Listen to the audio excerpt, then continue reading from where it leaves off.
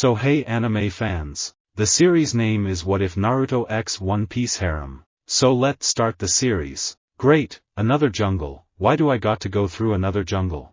Quit your whining brat, let's get started and see what this world has to offer. Oh no, I'm not making that mistake twice, I'm gonna find out what I can on my own before I enter 6th Path Sage mode. Whatever you do just do it, we're all eager to see what kind of mess this world's in. Right, let's get started. Naruto ran through the jungle to see if he could find anyone that he could get some information out of. It was a whole new start from square one again. He had no idea where he was, what the people were like, or what kind of problems they were facing, but he'd find out and do his best to make things right. That was his main goal. As he was running he had to dodge a few arrows that were aimed at him, and when he heard the loud impacts they made when they hit something, he turned around to see that they had broke through a few trees and cracked several boulders. Last I checked arrows shouldn't do that.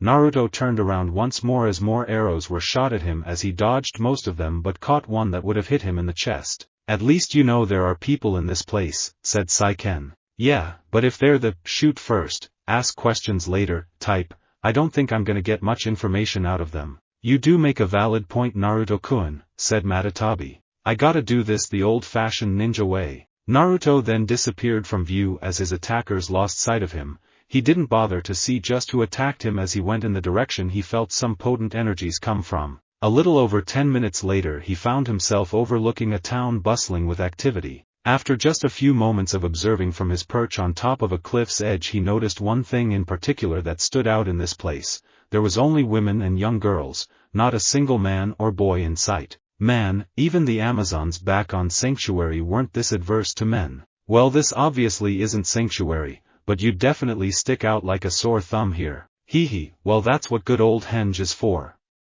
Naruto-chan is making a comeback. Naruto studied the women for a few more moments just to make sure he got the right style of clothes right and he made the hand sign for the transformation, turning into his gender-bent form with 2 pigtails. What most of the women wore looked like fur bikinis, so a bikini wasn't really hard for him to do. He decided on an orange one with black tiger stripes going horizontally on the 2-piece swimsuit along with a white cape that he saw a few women wearing as well. He blended in pretty well and no one gave him a second glance. He spent his time listening intently on any important conversations going on around him, most of which happened in cafes oddly enough. After a few hours he learned that he was on an island called Amazon Lily that was run by the Kuja pirates with their captain and empress being a woman called Boa Hancock. Many of the women were basically fangirls of their empress and believed she was perfect and could do no wrong. He never really believed that anyone could be perfect. He himself was the furthest thing from the word and he was awesome in his own opinion, so he was skeptical of that. He was also hearing that some of their warriors had spotted an enemy pirate within the jungle but had escaped them and they were continuing the search. He was now walking close to the docks where the Kuja pirates were doing busy work, when he heard someone yell at him. You there! Stop! Naruto, still in his transformation, turned around to see a petite woman with black hair with a long bang covering part of her right eye walking towards him. She wore an orange tank top and black panties and long stockings with garter belts and also had a white cape over her shoulders. She had a pink snake coiled around her leg and arm. Who are you? I'm Naruto.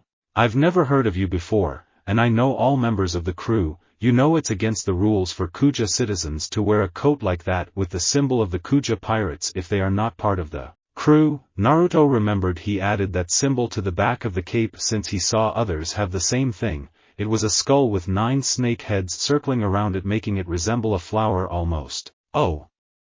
I forgot. Naruto then noticed that the snake she had was licking the air in front of it with its tongue, and after a moment it started to angrily hiss at him. He could see that the woman in front of him grow more suspicious as she narrowed her eyes and had a feeling he might be caught. You're coming with me, we'll see what the Gorgon sisters would do with you. Naruto didn't want to blow his cover just yet and followed after her to meet with the rulers of this island. He was brought inside their palace and taken to a room that had the 2 younger sisters within. He remembered hearing their names also, being Sandersonia and Marigold. They were both very tall and the older one had green hair and her head was abnormally large for her body and he noticed she also had a thin forked tongue like a snake. The younger one had orange hair and was heavy set but she carried a giant polearm on her back, so he knew she had the physical strength to back her up. The two sisters looked up when they noticed their fellow crew member walking in with an unknown woman. "What is it, Ran? Did you need something?" asked Sonia. The woman named Ran that escorted Naruto here moved closer to her superior and whispered in her ear what she first discovered and that her snake had its own suspicions. Sonia narrowed her eyes at Naruto and moved closer to him and began licking the air as well with her tongue. After a few moments she shot back in shock at what she found out by tasting the air around him. "How did you get here?" "I walked." "What is it, sister? What did you find?" asked Marigold. "He is a man. Men are not allowed on Amazon Lily." "But how? She looks like a woman, and we're on the comm belt. It should be impossible for a single man to get here on his own." "I don't know how, but I do know that is no woman." Okay, you caught me." Naruto put up his hands in surrender and dropped the transformation, being his usual self, wearing an open orange jacket with black sleeves and cuffed bottom hem with a white shirt and black pants and shinobi sandals. Naruto eventually wanted to meet the leader of these people, so being caught wasn't really a concern for him. He could escape anything they put him in anyway. "What? Is he a devil fruit user?" asked Ran. "I have no idea what that is, but I'm pretty sure I'm not." "Who are you?" demanded Sonia. "My name's Naruto Uzumaki, and I would appreciate it if I could get some information." "You are in no position to demand anything of us. You have entered our land without our permission and will not go unpunished," said Marigold. "Look, I'm not here to start trouble, okay? I didn't know this place was off limits, and it wasn't even my fault that I ended up here. It just happened all right. I just want some basic information that a 6-year-old would probably know, nothing invasive or life-threatening, just basic information, that's it." "What do you mean that you just happened here? How does one just end up on an island in the comm belt of all places?" asked Ran. It's a little hard to explain." "No more excuses, we'll take him to Hebiheim-sama, she'll decide what to do with him. Let the crew know you found a man on our island, but only them. Keep this incident from the regular citizens for now, Ran," said Sonia. "Yes, ma'am." Sonia and Marigold escorted Naruto to the Empress throne room, where she was just relaxing with a glass of wine. She definitely had the looks fitting of an empress. She was tall with straight, long, black hair, a red sarong around her hips that covered most of her legs except for a long slit, and a revealing red blouse that showed ample cleavage from her large bust. She also had a large white snake with red spots wearing a skull on its head as she used it as a makeshift chair. "Holy shit, she's hot." "Careful, Naruto-kun, what would your wives think?" said Matatabi. "Yeah, that's right. My wives were totally hot too. I will not be distracted." Sonia, Marigold, what is a man doing here?" asked the Empress with an edge to her voice. "We don't know, sister. He says he just showed up here somehow, but all he's asking for is some basic information." "Oh, he's looking for information, is he? Then of course we'll give it to him, anything he wants. It would be in poor taste as an empress to deny a man such a simple request." Naruto could hear the sweetness in her voice, but he could tell that she was lying. She was just putting on a show for his benefit, to make him drop his guard. "But first, could you grant me one request in exchange?" Sure." Naruto knew she was up to something, but he wanted to see what she would do. She held out her hands and put them in a heart-shaped gesture and yelled out, "Mero Mero Mello." Naruto Uzumaki was turned to stone. His stone statue stood there with a confused look on his face, not knowing what was going on, but unknown to the Empress. The effects of her attack were not fully successful. "What the fuck just happened?" "Looks like you got turned to stone," said Gyuki. "Well, at least it's not natural energy that did it, otherwise I'd be really fucked." "Well, you better think of something quick, brat, 'cause I don't think they want to keep you. Destroy him and have someone else clean up the mess." "Yes, sister." Marigold removed the polearm from her back and held it in position to swing at the statue to do away with another of her sister's victims. She swung down hard and made contact, but she and her sisters were surprised when it didn't immediately break. All she succeeded in doing was knock over the statue onto its back, but there was no damage whatsoever. "How did that not break?" said Sonia. "Perhaps sister's powers are growing and the statues are becoming stronger?" "Perhaps, but just break him this time. We can think on that later," said Hancock. Marigold tried again, and again, but it just wouldn't break no matter how hard she tried. She was a bit out of breath from trying so hard, and her two sisters came closer each time she couldn't break it, to stare at the statue and see if there were any cracks. They were all in silence, not believing it wouldn't break after all this time, but before she could try again, they heard it crack. Then they saw many cracks running all along the statue, but before they could be relieved that it was finally breaking, they saw golden light emanating from every crack. Soon after, the stone exploded outward, and Marigold had moved in front of her sisters with her back turned and held them close to shield them with her own body. She gasped out in pain as the stone shards ripped through her coat and cut into her back. Marigold! Her sisters yelled out, worried for her, as they removed her coat to look at their sister's back to assess the damage, but they were soon distracted by the golden glowing light from the figure now standing behind them. Geez! What the shit, lady? That is so not cool. Naruto stood up from his down position in all his golden glowing glory and black markings, that is sixth path sage mode. When he looked up and saw what happened to the youngest sister, as she was in considerable pain, he moved quickly. Shit, did I do that? I am so sorry. I'll fix it.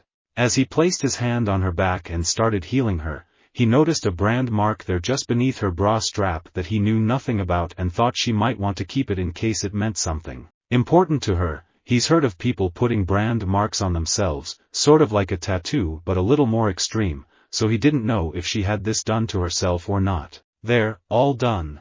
Marigold. Are you okay? Said Sonia. Sister, he saw it. He saw my mark. She said in a frantic whisper, but they could tell she almost wanted to cry at such a thing happening. Hancock rounded on him, an angry visage marring her face. You saw, didn't you? Answer me. Naruto wasn't answering her because as the power of his sixth path sage mode spread out further and further, far beyond their island, he felt something he definitely did not like: despair, fear, anger, humiliation, hopelessness. Some of the worst emotions there was much of it all over the world, but a large majority of it came from one place. What is in that direction? He said simply, emotionless. His head was turned to the northeast as he put all his focus in that one area. Many footsteps could be heard running towards the throne room as the doors were suddenly thrown open to reveal many of the Kuja pirates. Hebiheim-sama. What is wrong? We can all feel. Get out. Do not come in here. Hancock yelled. One of her pirates noticed that Sonia moved to block the view of her sister's back from everyone as she yelled to the others, Marigold-sama's back is exposed. Hurry, everyone escape. The rest all followed suit as they yelled and screamed in fear that the curse of the Gorgon sisters would curse them as well. What is over there? Naruto asked again. This time he looked right at the Empress. His eyes were showing an intensity to them that she had only seen once before, in the fishman who freed her and her sisters all those years ago. What? She didn't know why she stuttered. She was an empress, the most beautiful woman in the world. She does not stutter.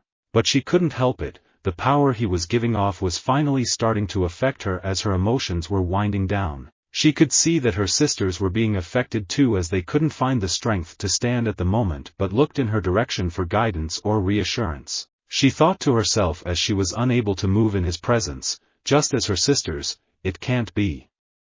Is this him exerting his will? Conqueror's haki.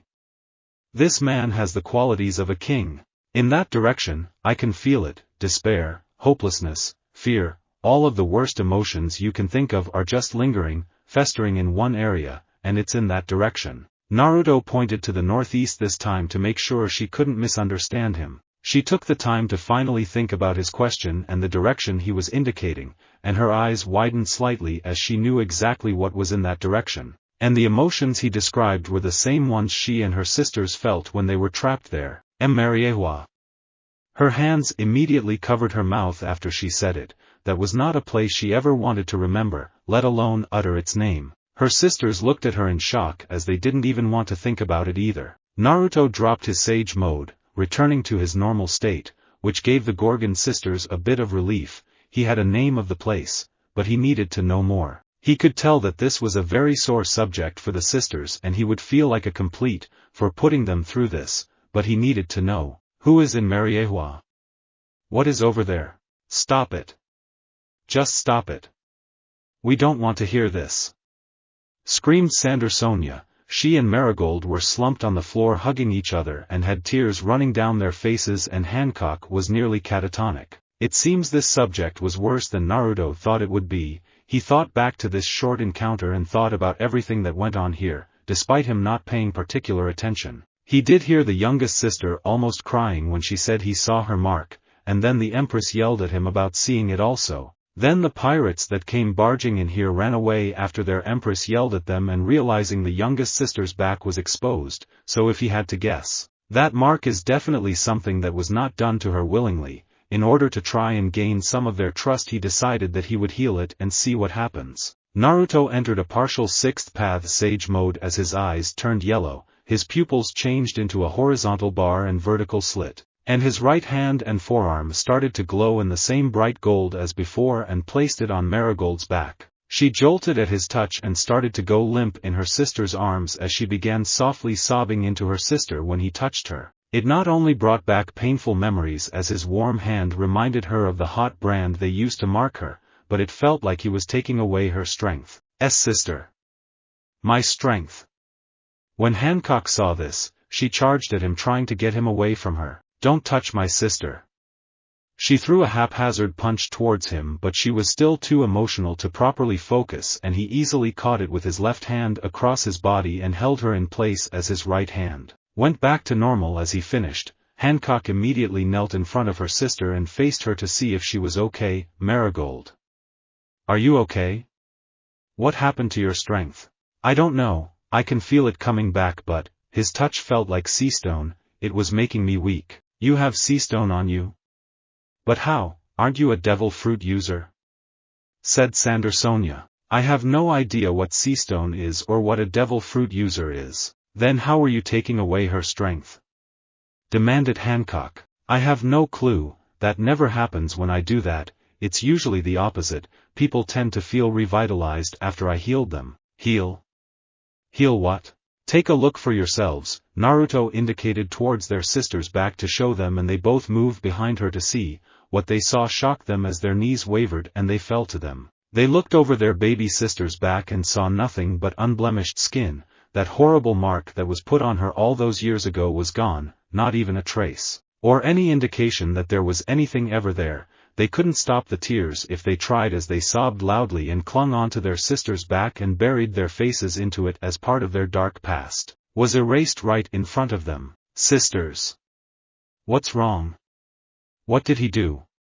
Asked a frantic Marigold. It's gone, he took away your mark, Hancock said in a whisper, but her sister heard her clearly, but Sonia wanted to make sure she knew. It's gone, Mari. It's really gone. Really? Sniff, you better not be lying to me.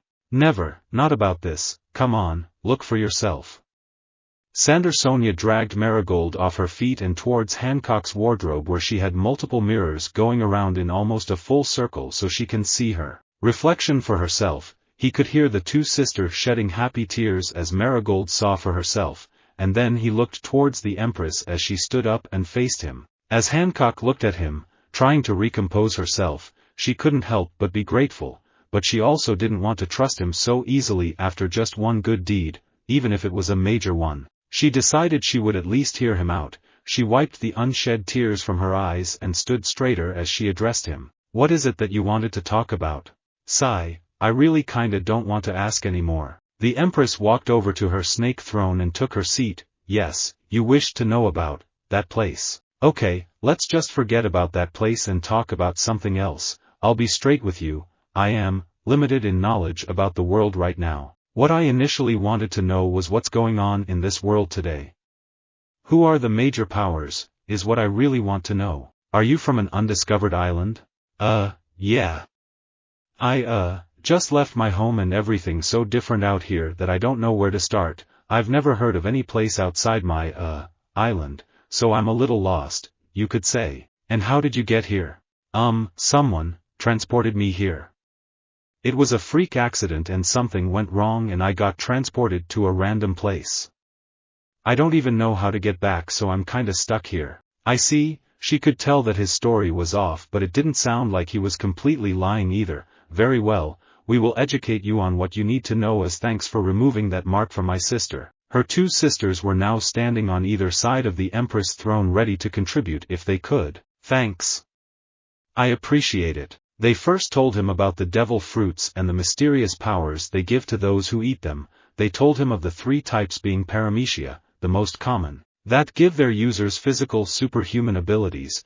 Then there are the Zoan-type users that can transform into various animals, including prehistoric animals or mythological creatures. Finally the Logia type, which is the rarest, allows the users to transform themselves into an element, making most physical attacks against them useless. They then explained how sea water and sea stone are a devil fruit user's greatest weakness when they come in contact with it, but they were curious as to how he made their sister weak when he touched her. I can tell you that I definitely haven't eaten any fruit like that at all because I can still swim in the ocean. How did you drain Marigold's strength, and how did you even break free from my attack in the first place?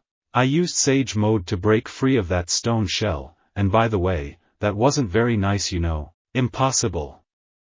That attack should have turned you completely into stone. Well, it would have, but I have experience in avoiding turning to stone. I encased my entire body in chakra before that attack hit me, but I still couldn't break out of it under my own strength. And since I was already unable to move, I just absorbed the natural energy around me to go into sixth path Sage Mode, and then I broke free. What is this Sage Mode you keep talking about?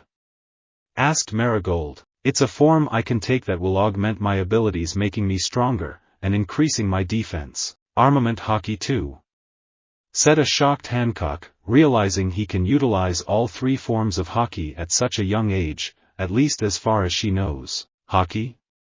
What is Haki? Haki is a form of spiritual power that can be used by anyone if their will is strong enough.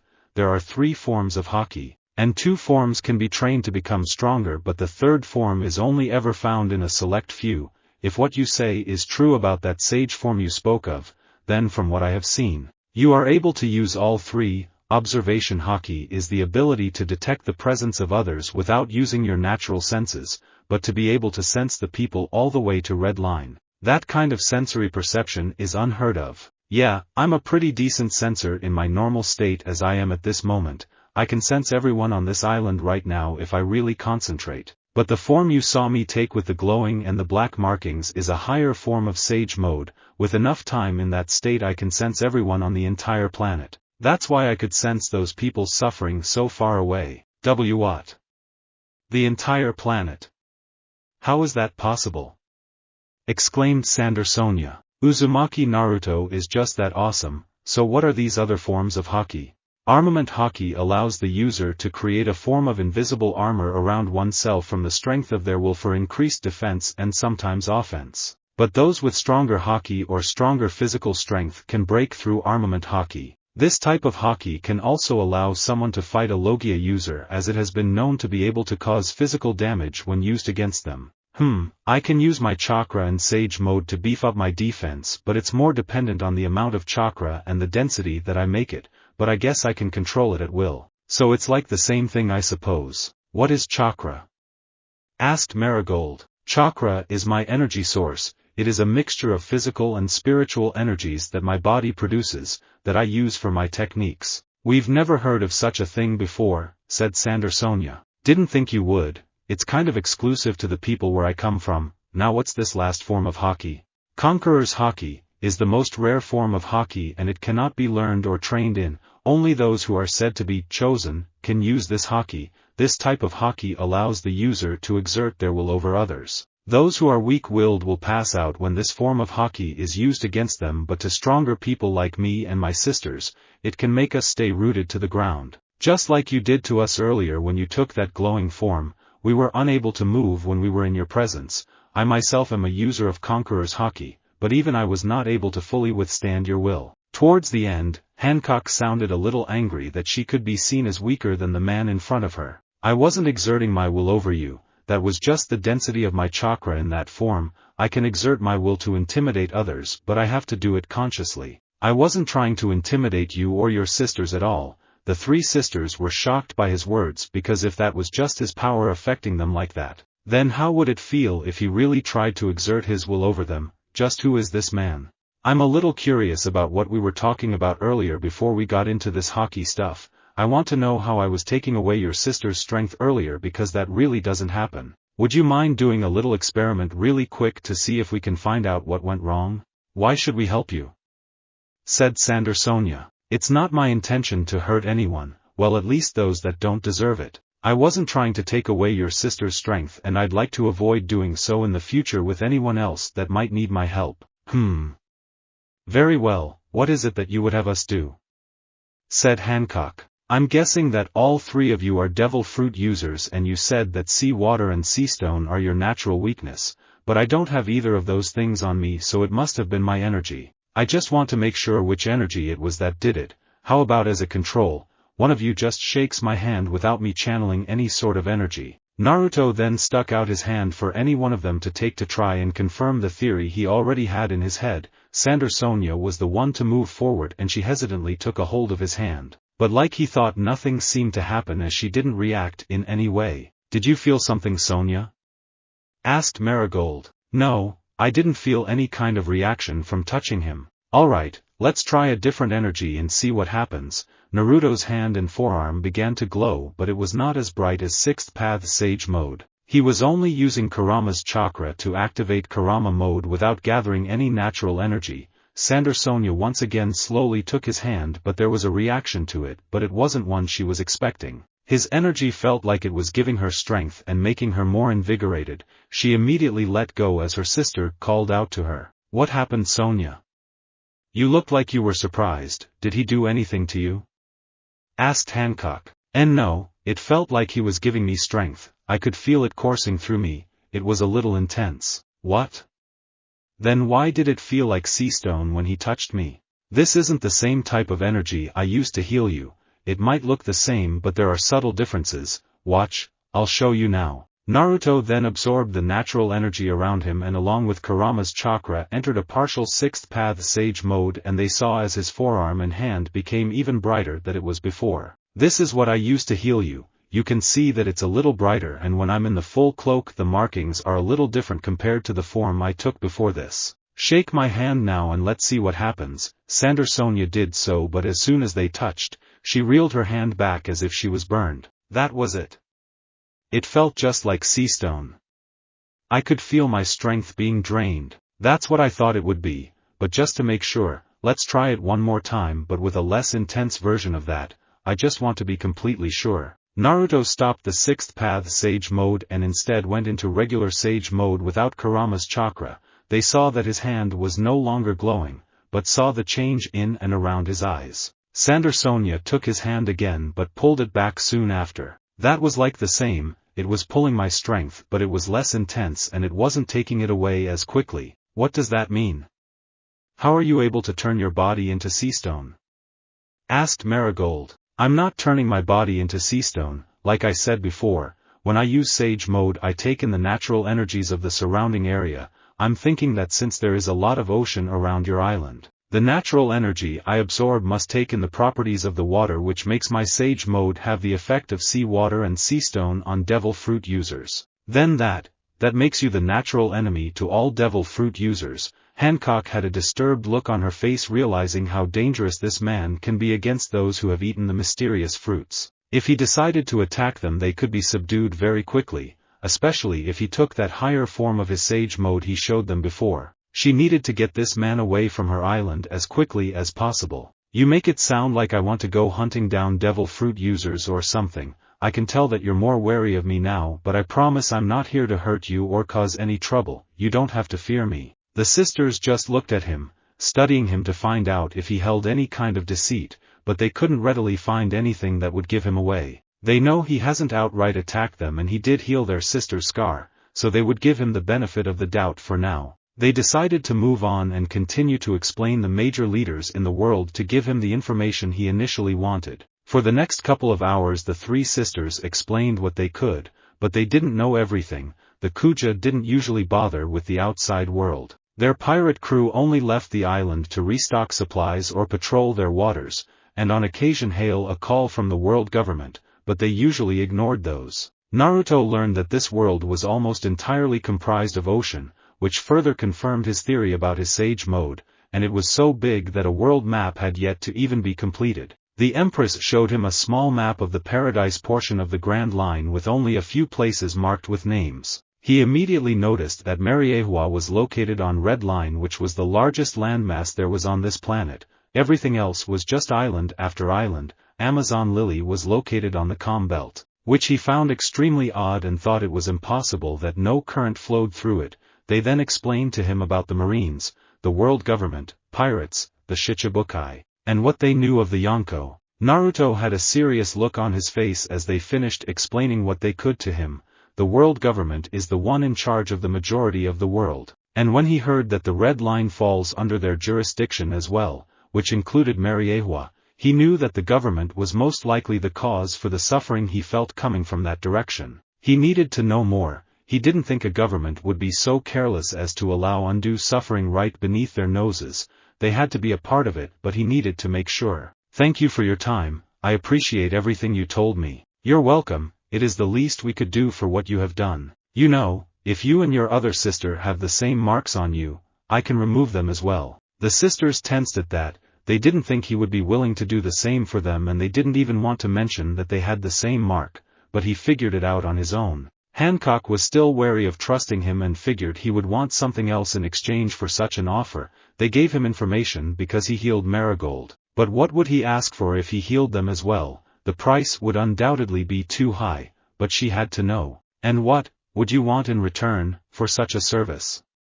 She was afraid of what his answer would be. Would he want money, a ship, some of her women, one of her sisters, her own body? Any man who can be turned to stone by her has lust in his heart for her, so she knows that is a high possibility, but could she do that? She didn't want to give anyone her body, but she didn't want Sander Sonia or herself to bear that mark anymore either. She wouldn't know what to do. Nothing, you've given me enough, I can handle things from here. Also, if there is anyone else on your island that needs medical help, I'm willing to treat them as well. What?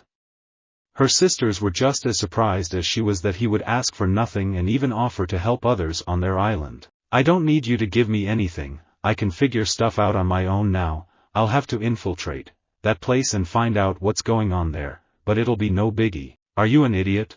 Huh. I'm quite familiar with that name too, so I'm not bothered by it. A bunch of other people would agree with you. Do you think this some kind of joke?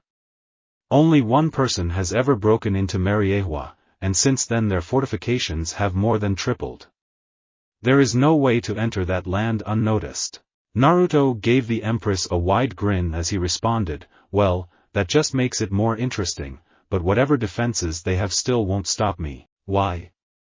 Why would you want to enter that place? For what purpose? Naruto's grin faded as he had a serious expression on his face once more, to put a stop to whatever is going on there. Like I told you before, in that state you saw me in, I can feel the emotions of others very clearly, and what I felt is not acceptable. I understand there are times when negative emotions like that will inevitably make their appearance throughout any person's life, but when I felt the number of people going through the same thing and with such intensity, it isn't something I can ignore. I am going to put an end to it, and I'll make sure it will never happen again. Impossible, the celestial dragons cannot be stopped. The Marines and the world government will not allow it. They are untouchable. No one is untouchable, no matter who they are. And who are the celestial dragons, if you don't mind me asking? Hancock and her sisters had fearful expressions on their faces and could no longer look at him in the eyes when he asked that. If it's something you don't want to talk about, then I won't insist. I'll keep my word and heal you and your sister, and I'll be on my way. I'll tell you, if only to make you understand that your goal cannot be reached. I'll tell you what we suffered through under the celestial dragons. The Kuja Empress told Naruto of what she and her sisters endured at the hands of the celestial dragons. It was not easy, as he could see all three of them breaking down in tears and sobs as old memories resurfaced. She explained that the mark he saw on her youngest sister was a brand they called the Hoof of the Soaring Dragon, which was to mark them as being less than human and property of the celestial dragons. She told him if they were to ever discover that they held this mark, they would be hunted down to be returned to their former owners. That is why they had to keep it so closely guarded, even from their own crew. As she continued, Naruto stayed quiet, but his emotions were just as turbulent. but whereas theirs were of sadness and shame, his were of fury and contempt. He actually scared the sisters a couple of times when the floor beneath him started to crack because he was leaking his chakra violently due to his anger. The Biju that dwelled within him were just as disgusted by the recount of their dark past. They were eager to help their container put an end to it. Sniff, do you see now? The celestial dragons are the world nobles. They contain within them the blood of the world government's creators, and the government allows them to do anything they wish. If anything were to happen to a world noble, the full might of the world government would stop at nothing to ensure their safety. Do you see now how futile your endeavor really is? Whatever happens within the boundaries of Mariehua can never truly be stopped. Yes, I understand. Thank you for telling me about your past. I know it was difficult for you, but I appreciate all the information you have given me. Then you will stop your efforts to infiltrate that place? Not at all. Have you heard nothing I said? Yes, Empress, I heard everything you said loud and clear, and it's all the more reason to put a stop to it. This government, if you can call it that, is an utter failure in my eyes. As far as I'm concerned, they don't know the first thing as to what a government's purpose really is, and I am more than willing to educate them. The sisters could feel the anger in Naruto's voice as he referred to the government. He was really against what they stood for. That is utter nonsense. The way you speak, you will have the entire world against you. One man cannot fight the entire world.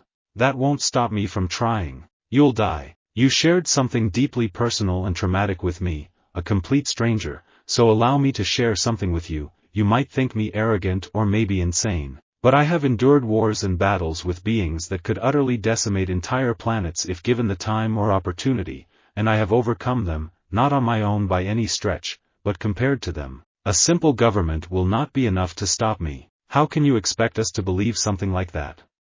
And the world government is anything but simple. Everyone from captain and above are the elite of the Marines, and the admirals are among the strongest people in the world that won't hesitate when they are called into battle. They are the true power of the Marines and the world government. Then let me show you. Naruto then stuck out his fist in front of the three sisters, which had them confused as they didn't know what he wanted, and seeing this he elaborated to them. Bump your fists into mine and I'll show you a glimpse of the things I've seen and done. The sisters were hesitant and wary, but after a few moments, Hancock slowly moved her fist forward, deciding to give this man a chance. Her sisters followed soon after, as they did not want their older sister to be alone. They would always walk beside her. As soon as all of their fists touched, they could feel a warmth spread over them, and then their vision went white. Visions quickly came to them as they saw different battles that he fought in. He and a small army fought a giant monster with 1 eye and 10 tails that would probably be the most terrifying creature they would ever see. He and a few others fighting a woman with horns that looked to have transported them to different worlds at a moment's notice, and could kill anything instantly by turning them to ash. They saw the destruction left behind from a massive attack between two gigantic beings looked to be made completely of energy, one a massive fox with 9 tails, 3 faces and 6 arms, and the other a massive purple warrior in samurai armor with lightning coming from its back wielding a bow made entirely of electricity. The scenery then shifted to a different battlefront, where hordes of grotesque monsters came out by the hundreds, attacking him and a different group of warriors. They saw him run right through them with ease, not slowing in the slightest. He fought off giant monsters with his bare hands or with grossly destructive attacks that left very little in its wake. The last image they saw was the face of a giant monster that they could only describe to be pure evil, with nothing but hatred and malice emanating from its entire being. The first and last images they were given of those two monsters would probably give them nightmares. As the visions left them and they returned to the present, they couldn't help but be speechless and terrified of the things they saw. The battles I have lived through are not ones that many people would be able to survive. Again, this might sound arrogant, but if I had not been there to fight those battles, many more would have been killed, or those worlds might just have been lost entirely. What are you? What do you mean worlds? Sigh, I was not completely honest with you in the beginning. I'm not from an undiscovered island. I am from a different world entirely. It is true that I had just left my home and was transported here, but it was no accident. I honestly had no control over what world I would end up in, and I don't have a way to get back, so I am essentially stuck here. That is why I had no knowledge of this place, because it is the first time I have set foot here. Do you really expect us to believe you are from a different world? Said Sandersonia. You saw my memories, didn't you? Do any of those things look like they exist in your world? Sonia was stuck on what to say to that, because none of what they saw looked familiar to them, and she and her sisters prayed that none of it did exist in their world. If what you say is true, then why were you transported to our world? You said that it was no accident that you are here, so what is your purpose? Said Hancock. My purpose is to save lives and help people in need, and those people in Mariehua are the first on my list. I don't care how big the world government thinks it is, I don't care how many people they throw at me. I'll run right over them if it means I can give innocent people who are suffering a chance at a better life. No one deserves what you three went through, no one's life is worth less than any other's, and no one has the right to own another person. Slavery is one of the most disgusting things humans have ever done to each other, and I will not allow it to continue. Hancock's eyes were full of unshed tears as she heard him speak. He didn't think they were less than human because of the mark that marred their bodies. She was always afraid of what others would think if they knew she was a slave, perhaps even turn them in to receive a bounty. That is why she always put up the facade of the arrogant empress so that no one would question her or her sisters, so they would continue to believe they were higher status than they truly thought themselves to be. The way he spoke, there was no doubt in his voice, only a resolute conviction and the utter belief in his ideals. With the visions she saw, she wants to believe in him, to believe that he's strong enough to challenge the world and come out on top. She wiped away her tears as she sat straighter to address him. Thank you for your words. I wish I could openly give you my support, but I figured your status as Shichibukai is only to keep you and your people safe, so I understand that openly siding with me would make you and your people a target for the world government. Yes, but all the same, I do hope that you succeed in your goal, no matter how lofty it may be. If you ever need aid in the future that does not openly pit us against the world government, then the Kuja will do what they can to help you. Thank you. I appreciate the offer. Let me get rid of those scars on you now, so you won't have to bear their mark on you any longer. Since you're devil fruit users, I'll have to use the form that doesn't use natural energy, so it will take a bit longer to heal you, so just bear with me a moment. Just turn around and give me your backs. No need to take off any clothes, and I should have it done in a couple of minutes. You don't know how much this means to us, we can't thank you enough. Just as long as I can take away some of your pain, it's enough for me. As Hancock and Sonia turned their backs to face Naruto, the Empress felt her heart skip a beat from the words he just spoke to her. She could feel her face getting red and her heart beating faster, as she felt his warm hand on her hair and then pressed into her back, and could feel his energy seeping into her to heal and take away that mark. It was just as Sonia said earlier. His energy was revitalizing, but it felt so serene to her. The depressing thoughts she had before from recounting their past were melting away, and she felt warm and safe. After a few minutes, the loss of his warm hand had her missing the connection, but she had no time to dwell on that as both her sisters dragged her over to her wardrobe to check to see if the mark was really gone. Marigold stood in front of the opening to give them more privacy, and Naruto could hear them laughing and crying in joy at them all, no longer burdened with that horrid reminder of their past. They all felt truly free from slavery, now that their marks were gone. After a few more moments, the Gorgon sisters came back to him with a few happy tears staining their faces. Thank you for keeping your word, this means so much to us. What will you do now? Do you need a ship maybe? Or is there anything we can help you with now? I would appreciate it if you could keep my story to yourselves for now. I don't really want too many people knowing about that just yet. I can tell you three are good people, so I feel I can trust you with a little of my past. Hancock blushed a little harder when he said she was a good person and could feel her heart beating faster. Of course. We will keep your secret safe. Naruto looked outside and saw that it was already the start of the evening, but felt that shouldn't stop him right now. Well, I guess it's later than I thought it was, but I have a lot of ground to cover. I should get going. Why, you don't need a ship to start your journey? Hancock still had a blush on her face as her heart was racing faster. Her sisters were a bit surprised she would insist on helping him, as she had never really offered any assistance to anyone, especially a man they just met. It was a different side to her they haven't seen yet. No, that won't be necessary. For how far Mariehua is, a ship would take too long. I want to get there as soon as possible, so I'll just go my own way. I see. When will we see you again? Not really sure. The Empress' heart seemed to sink at that response. She felt a pit in her stomach and she didn't know why. But if you girls ever need any help, I'll gladly come back if you need me. so here. Take this. Naruto held one of his Hiraition kunai by the blade to give to Hancock. What is this? It's a special kunai of mine that will let me come back here instantaneously, if you channel some of your energy into it or just throw it. It will act like a beacon to me and I'll feel its pull letting me know that you need me. Oh, thank you, I will be sure to use it if we need your help. Hancock held the kunai to her chest, mindful of the blades, holding it tight as if it were a lifeline. Her heart seemed to relax a little knowing he was a short throw away. Well, I'll let you three get back to whatever it was that you were doing, see you later.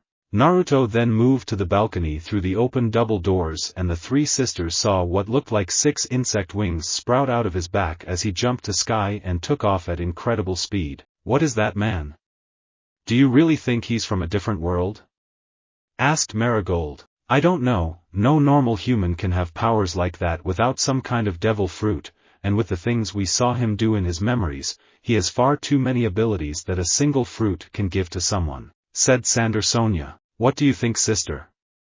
Marigold asked to Hancock as her cheeks were still rosy and she continued to hold on tight to that kunai. Sister?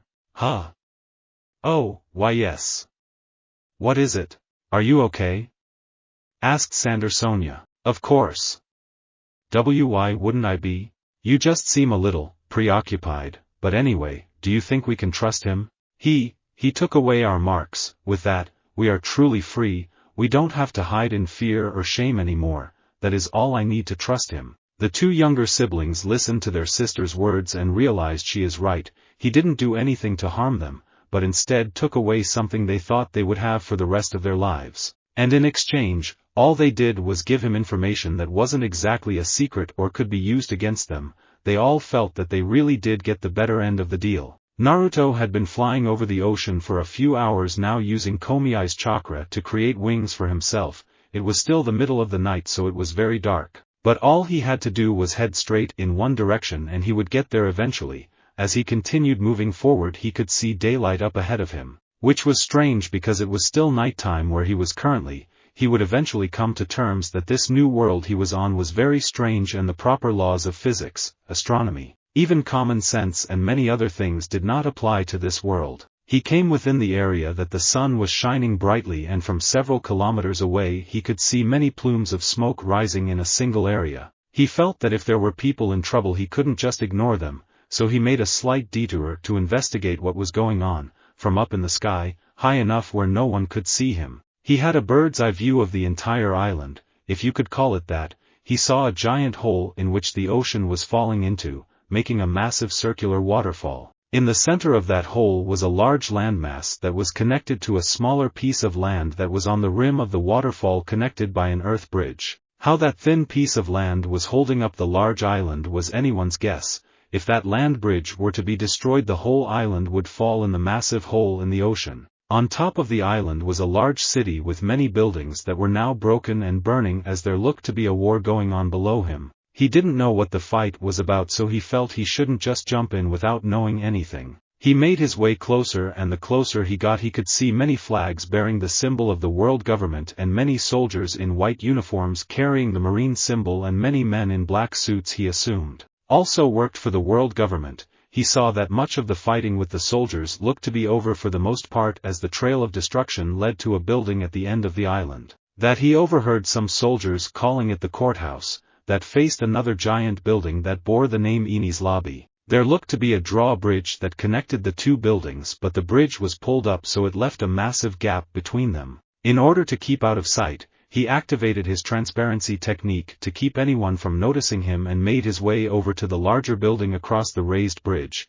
He saw a group of 6 people. Well, one looked like an animal-human hybrid but he's seen stranger things, on top of the courthouse. This group did not look like any Marines or world government soldiers so it was safe to say that they were the ones who were fighting them. Across from them on the Enies Lobby building was another group of people, most of which were in suits. One person had a weird leather mask, and another was wearing a Speedo, but the person he took more note of was the woman in cuffs standing there with a determined look on her face. He stopped the flow of Komiai's chakra to take away his wings and he fell towards the front of the building and used his chakra to stick to the wall and slide down closer to listen to what they were saying. One of the men in suits looked up to where he was as he slid down, but with his shinobi training there was no way that he heard him. So this guy must have better awareness than the others, as he seemed to stare at Naruto for several moments. "What are you staring at, Rob Lucci? Can't you see I'm on the brink of making history? My promotion depends on this."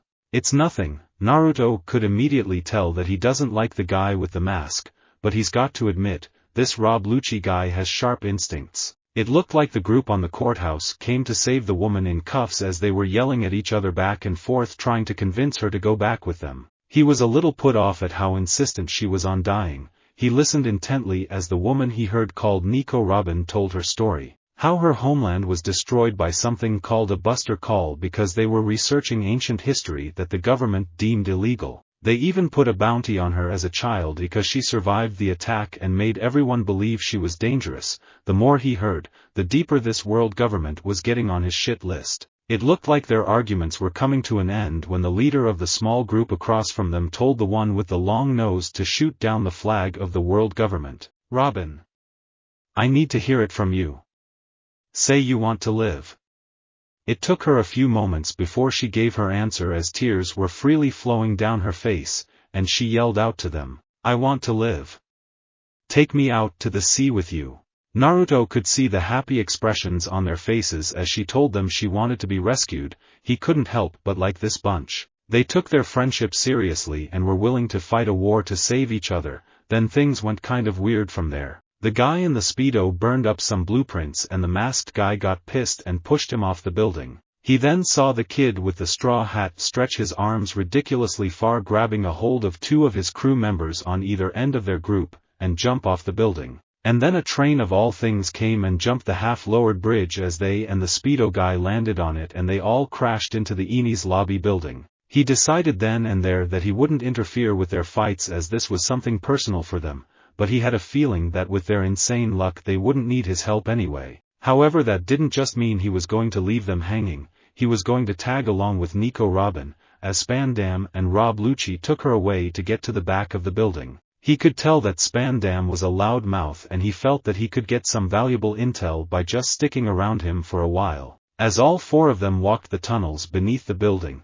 with them none the wiser to Naruto's presence, Naruto found that he really couldn't stand Spandam. He kept on gloating and taunting Robin, trying to make her feel worthless. He even tried hitting her when she would talk back to him, but Naruto was having none of that. The first time he tried to hit her, he simply blocked his hand, still without revealing himself, and all three of them stood there unsure of what just happened. Spandam thought it was a fluke and tried to hit her again but was blocked again by Naruto. Rob Lucci felt that presence again from before and tried to strike out at Naruto where he thought he would be, but he hit nothing but air as Naruto dodged him. Spandam kept trying and failing to hit Robin, and he just settled for yelling at her and somehow blaming her for being a demon and not being able to hit her. As they moved on, Naruto deliberately allowed his steps to be heard in the long hallway, and Rob Lucci stopped them a few times, because he could hear 4 sets of footsteps instead of 3. When he stopped them, Naruto would take a few more steps just so that the other two would hear them and then stop as they stood in an uncomfortable silence.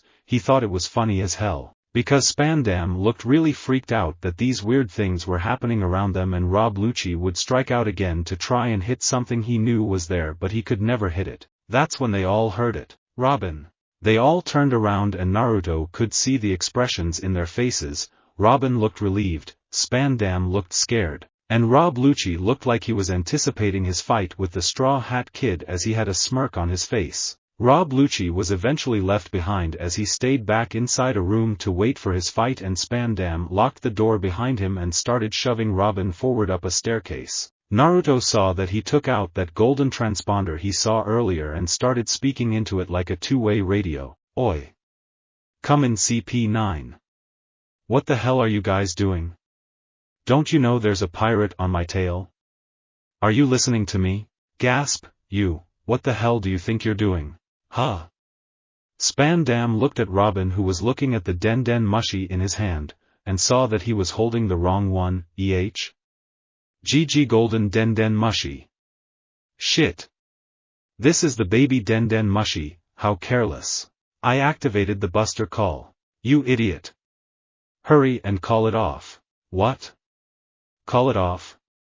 Who do you think you're talking to? Huh. The Buster Call is probably exactly what I need. Yes. This is great. I'm the director of CP9. I invoked the Buster Call to ensure your safe delivery to the government, and better yet this will guarantee the slaughter of all pirates on this island. Ha ha ha, don't be an idiot. I already told you. It isn't that simple. An attack like that is devoid of humanity. It will reduce everything on Enies Lobby to ashes. The buildings, the people, the whole island itself. You'll be sacrificing everything for just one petty goal. You have no idea what happened on O'Hara 20 years ago. Of course I do. That place was just a useless pile of dirt as far as the world government was concerned. Since the plans for Pluton are gone now, you're the last remaining link to the ancient weapons. Enough military power to upturn an entire era is riding on this. If this is what it takes to obliterate those pirates from stealing you away from me, even if thousands of soldiers die, it is a necessary sacrifice for the sake of a glorious future. But, most importantly, this is gonna get me promoted. Does a human life mean nothing to you? Did you forget? CP9 is a secret government organization. If 100 deaths can save 1,000 lives, we will kill those 100 people without hesitation. True justice necessitates cruelty. Besides, if those idiot soldiers couldn't stop a few pirates, they probably deserve to die anyway.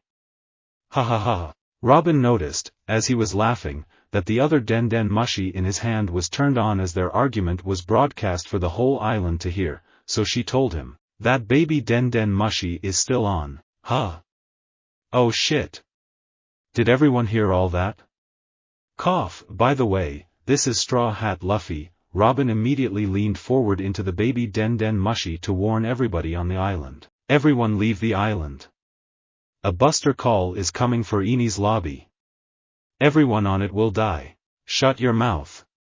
He moved to punch her face despite his many previous failures, and his wrist was caught in a firm grip, and the baby Den Den Mushi that was in his hand fell onto the steps beneath them. Spandam and Robin suddenly found themselves staring at the hand that was holding him back and then to the man that was standing beside them. "I'm really tired of you trying to hit her, you know." What? Who the hell are you? If you couldn't tell yet, I'm the guy that's been walking right next to you this whole time. Why do you think you haven't been able to lay a finger on her since the start of your retreat? That Rob Lucci guy felt my presence a few times, but he was just too slow to get the drop on me. Rob Lucci and the other members of CP9 that could still hear their conversation from their own Den Den Mushi were shocked that there was someone else with their leader, and Rob was angry that that man avoided all his attacks and remained unseen. The same could be said for the Straw Hat crew. They didn't know who was with Robin and it worried them a little, but he did say he was protecting her from Spandam, so maybe he was on their side? Who are you? Are you from another division? Did the world government send in some backup to protect me? Ha ha ha. I knew it. They know how valuable I am, but why were you stopping me from giving this demon what she rightfully deserves? You know, I've been called a demon before too. I can't say that I really enjoyed that title. Who cares what we call her, she's a criminal. And soon the world will be a safer place with her death. Right after we take away everything she knows, that is. Sorry, but I can't let that happen. What did you say? Who are you? If I had to guess, I'm probably going to be the world's most dangerous criminal, eventually. What? Monkey D. Dragon is the world's most dangerous criminal. How do you think you can compare to him? I have no idea who that is. Who are you? Asked Robin. My name's Naruto Uzumaki. What? Why did you answer her? 'Cause she's a lady, and you don't deserve those cuffs on you. Let's get those off of you. Naruto then tried using his strength to break the cuffs, even enforcing his muscles with chakra, but they wouldn't budge. That won't work, said Robin as she looked down dejectedly at his failure to free her. Ha ha ha. Are you an idiot?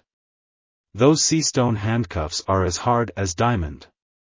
There's no way they can be broken with your bare hands. Ha ha ha. Let's try something else then. Naruto then went into a partial transformation of Sixth Path Sage mode as both of his arms were bathed in a golden fire, and he tried breaking her of her bonds once more. I told you, it won't work, it's sea stone, your devil fruit can't help you, you need the key, said Robin. Spandam just continued laughing at the futility of trying to break them, but then he went silent as they all heard a crack. Naruto put in some more effort and soon many cracks started appearing all over the cuffs until they finally broke into tiny pieces. Eh?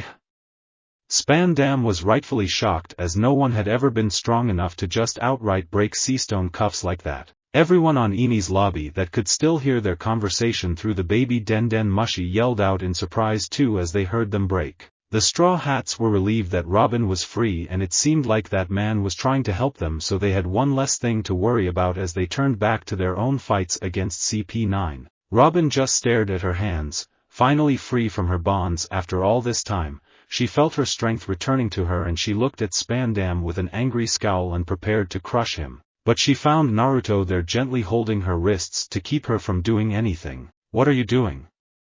We can't just. I know, just, not yet. I want him to see what I have coming for his world government. What? You want to pick a fight with the world government too? You're just one man. What do you think you can do against the might of the world government? I'll show you in a minute, so just shut up and wait there. Naruto gave him a cold look as his pupils turned into slits, and Spandam shut up immediately, terrified for his life. But first things first. Naruto moved to pick up the Den Mushi so he could speak to everyone on the island. What the hell is this thing? A snail? This shit just keeps getting weirder and weirder. It's still on, you know. Oh, is it? Well anyway, hello. You can all hear me, right? Who is this? The entirety of CP9 yelled at Naruto through their own Den Mushi, wanting to know who was with their leader. Don't take that tone with me, you bunch of brats.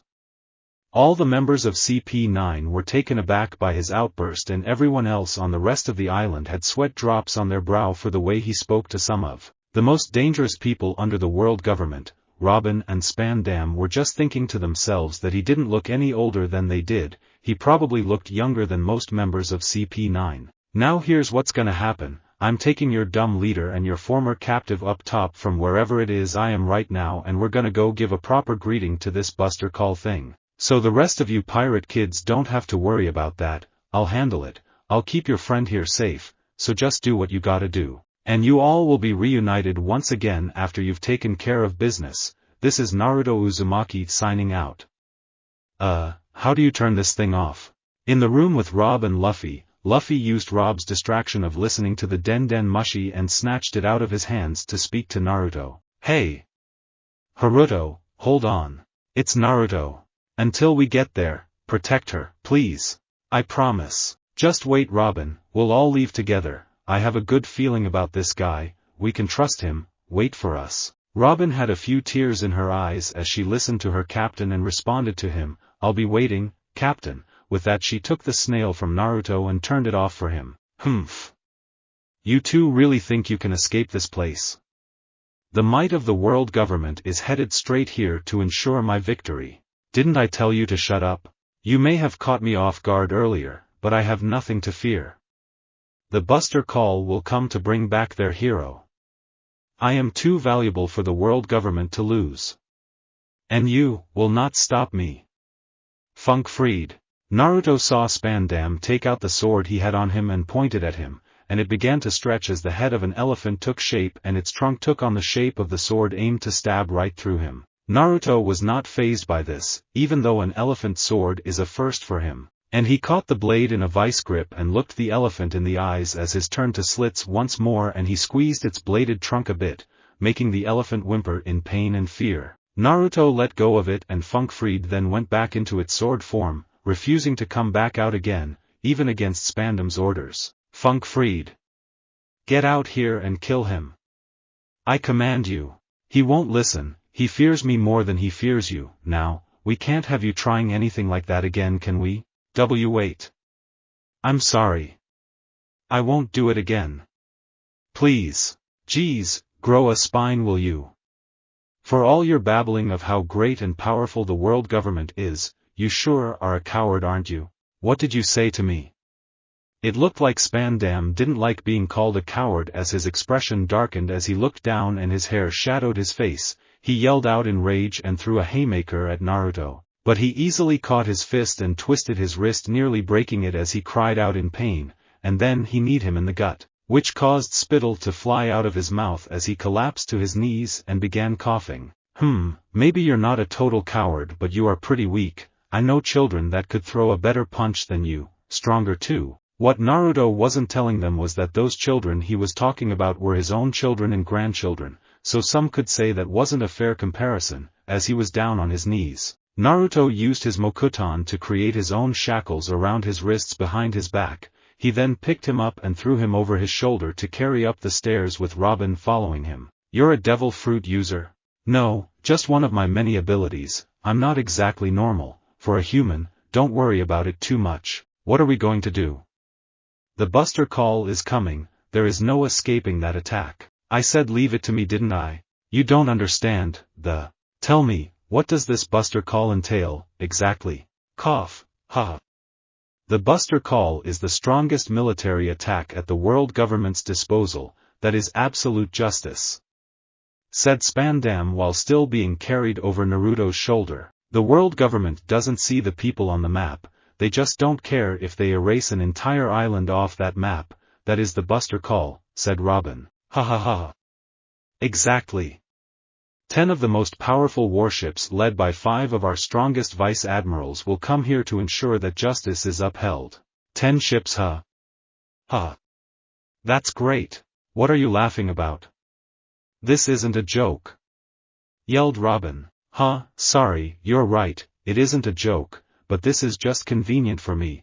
I wanted to send a message to the world government and this is the perfect opportunity to do so. Neither Robin or Spandam knew what Naruto was trying to do and they both thought he was either an idiot or insane. They soon reached the top of the stairs and exited through the door and found themselves outside on a long bridge facing giant gates that Naruto just took notice of. The gates of justice, once they open the warships will come through. That gate is just stupidly huge. Who does that?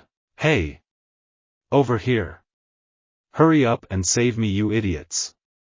Spandam saw a group of marines in front of them and called out to them, catching their attention. They saw Naruto and Robin with a captive Spandam and moved to attack them to save their superior. Robin moved to try and take care of them, but he could tell she was still recovering from being in those cuffs for so long, so he moved in front of her to cut her off. I'll handle it. The Marines started to fire their guns, and Spandam was yelling at them not to hit him. But Naruto took out a kunai and deflected all the bullets coming at him as he kept his body in front of Robin. All the Marines and Robin looked shocked to see that he deflected them with a mere knife. But Naruto wasn't done yet. He then inhaled deeply and rapidly fired off miniature air bullets that the soldiers couldn't see very clearly, so they all ended up being hit. It wasn't a killing attack as they all were either knocked out or had the air knocked out of them, but either way they were all down and not getting back up anytime soon. Oh, one attack. Yup, that's all it ever takes really. Now let's continue. Robin was getting increasingly hesitant to keep moving towards the gates of justice, but her captain's words telling her to trust this man kept her nerves steady for the most part. As they arrived at the end of the bridge they could see the gates of justice just barely opening, telling everybody that the Buster Call was on its way. This is taking too long, I guess I should just open it up for them. There's no way you can open the gates of justice. You really are an idiot. Naruto dropped Spandam to the ground and gave him a hard stare, frightening him on the spot. Only those close to me are allowed to call me an idiot. I want you to watch closely. I just recently started to learn about your world government and their bullshit practices. Your government has no idea what kind of shit they have headed for them. Listening to your drivel this whole time just proves to me that they aren't fit to be leading anything if there are people like you issuing orders, so I'm going to send them a message that even they should be able to read loud and clear. Naruto forced Spandam to stand up and face the gates of justice, and he entered one of his transformations only using Kurama's chakra. Robin and Spandam saw him glow a bright yellow that looked to be flames coming off his body, and black markings covering his clothes. He raised his right hand in the air gathering chakra for a Bijadama. As it continued to grow into massive proportions, Spandam fell to his knees not believing what was happening in front of him. Robin was also shocked as she could feel the energy he was giving off and it wasn't even stopping yet. Behind them in the Tower of Justice, where some of the Straw Hats finished their fights, they could see Naruto's massive attack through a gaping hole in the wall where they stood. What the hell is going on? This is really scary. exclaimed Sogeking as he was running around frantically, while Zoro and Sanji looked on in awe. What is this guy? How can anyone do something like that, said Sanji. I don't know, but Luffy said to trust him, so I will. How can you trust someone we don't even know, you stupid moss head? He's got Robin-chan down there. Shut it, you shitty cook. I trust Luffy, so if he says we can trust him, then I will. Sanji had nothing to say against that, as Luffy had a talent for reading people. He just didn't like that Robin was down there so close to an attack like that. What if she gets hurt? After building up the Baijidama into a massive attack, he shot the menacing ball towards the slowly opening gates of justice, traveling at a rapid speed and parting the ocean along the way. After a few moments, the attack hit and everyone's vision went white as it made contact with the gates. The gates were so massive that the explosion didn't completely destroy them, but a gaping hole was left and the world government symbol that was on the gates was utterly destroyed. Spandam looked up at Naruto in fear, as he stopped using the chakra cloak, and he saw what was left of the gates just barely hanging on their hinges. What are you? I'm pissed is what I am, but don't worry, I won't be firing off one of those again. I just hope I didn't scare them away. Your world government is in for a rude awakening. What did the world government do to you? Asked Robin as she was curious as to why he was so angry with them. To me personally? Nothing. Then why go against us? The world government does nothing but uphold justice. Your idea of justice and mine are two completely different things. I'm guessing that your government follows the idea of might makes right. That's why they'll trample over everyone who gets in their way without a second thought and justify it any way they want. Well, I plan to show them that their might isn't as great as they think it is. I'll completely destroy this world government if I have to and rebuild a new one from the ground up if that's what it takes. Are you part of the Revolutionary Army? Asked Robin. No, but if it's what I think it is, then I'm glad I'm not the only one who thinks this government has to be changed. Anyone with a half-decent brain should see how immoral their practices are. What they did to your people, and what they're doing to others even as we speak, is unforgivable. Their justice is wrong, and I'm going to do what I can to make it right. Robin could tell that he meant his words. It was inspiring but no doubt a daunting task that he set for himself. At any rate, she is thankful to him at least for helping her. Thank you. Naruto gave her a wide grin as he said, Don't thank me, I was just passing through. You should really thank those friends of yours. I heard all of your back and forth across the bridge earlier. They really care about you. I know, I was a fool. I plan to thank everybody once we finally get away from here. Good, it's hard to find people like that, who are willing to sacrifice themselves to protect what's precious to them. I like that. You kids are a special bunch. If you all keep that mindset, I can see you all going far in the future. What do you? Gasp, they're coming. From Robin's exclamation they could see the 10 warships starting to exit the broken gates and started to fire off volleys of cannon fire that hit the ocean in front of them. This is where Naruto planned to send his message. If this Buster Call was their use of overwhelming force, then he would use his own. Alright, let's show them a real Buster Call. Okay guys, come out one at a time and 15% worth of your chakra only. Each of us gets one ship, but I don't want you killing anyone yet.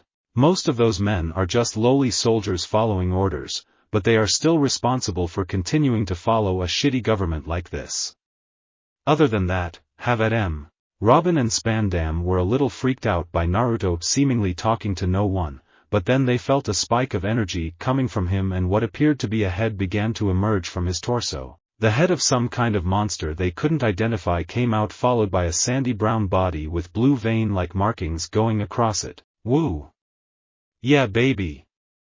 Shikaku's back in action. It's been too long since I've been able to let loose. Hey! What did I just finish telling you? No letting loose. You hear me? Yeah. Always ruining my fun. And did you have to let us out on an ocean? You know my sand gets slow when it gets wet. Oh, deal with it, you big baby. You know how to water walk. Who are you calling a baby? I'm way older than you, you punk. I can still kick your ass. Not without Sage Mode you can't. You wanna bet? Will you two give it a rest?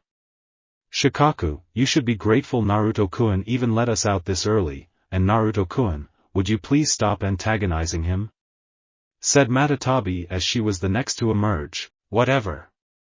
The two said in a huff as they looked away from each other, and Shikaku moved to engage the first ship from the left heading towards them. For how old you two are, you still act like brats. You still love me, Matatabi.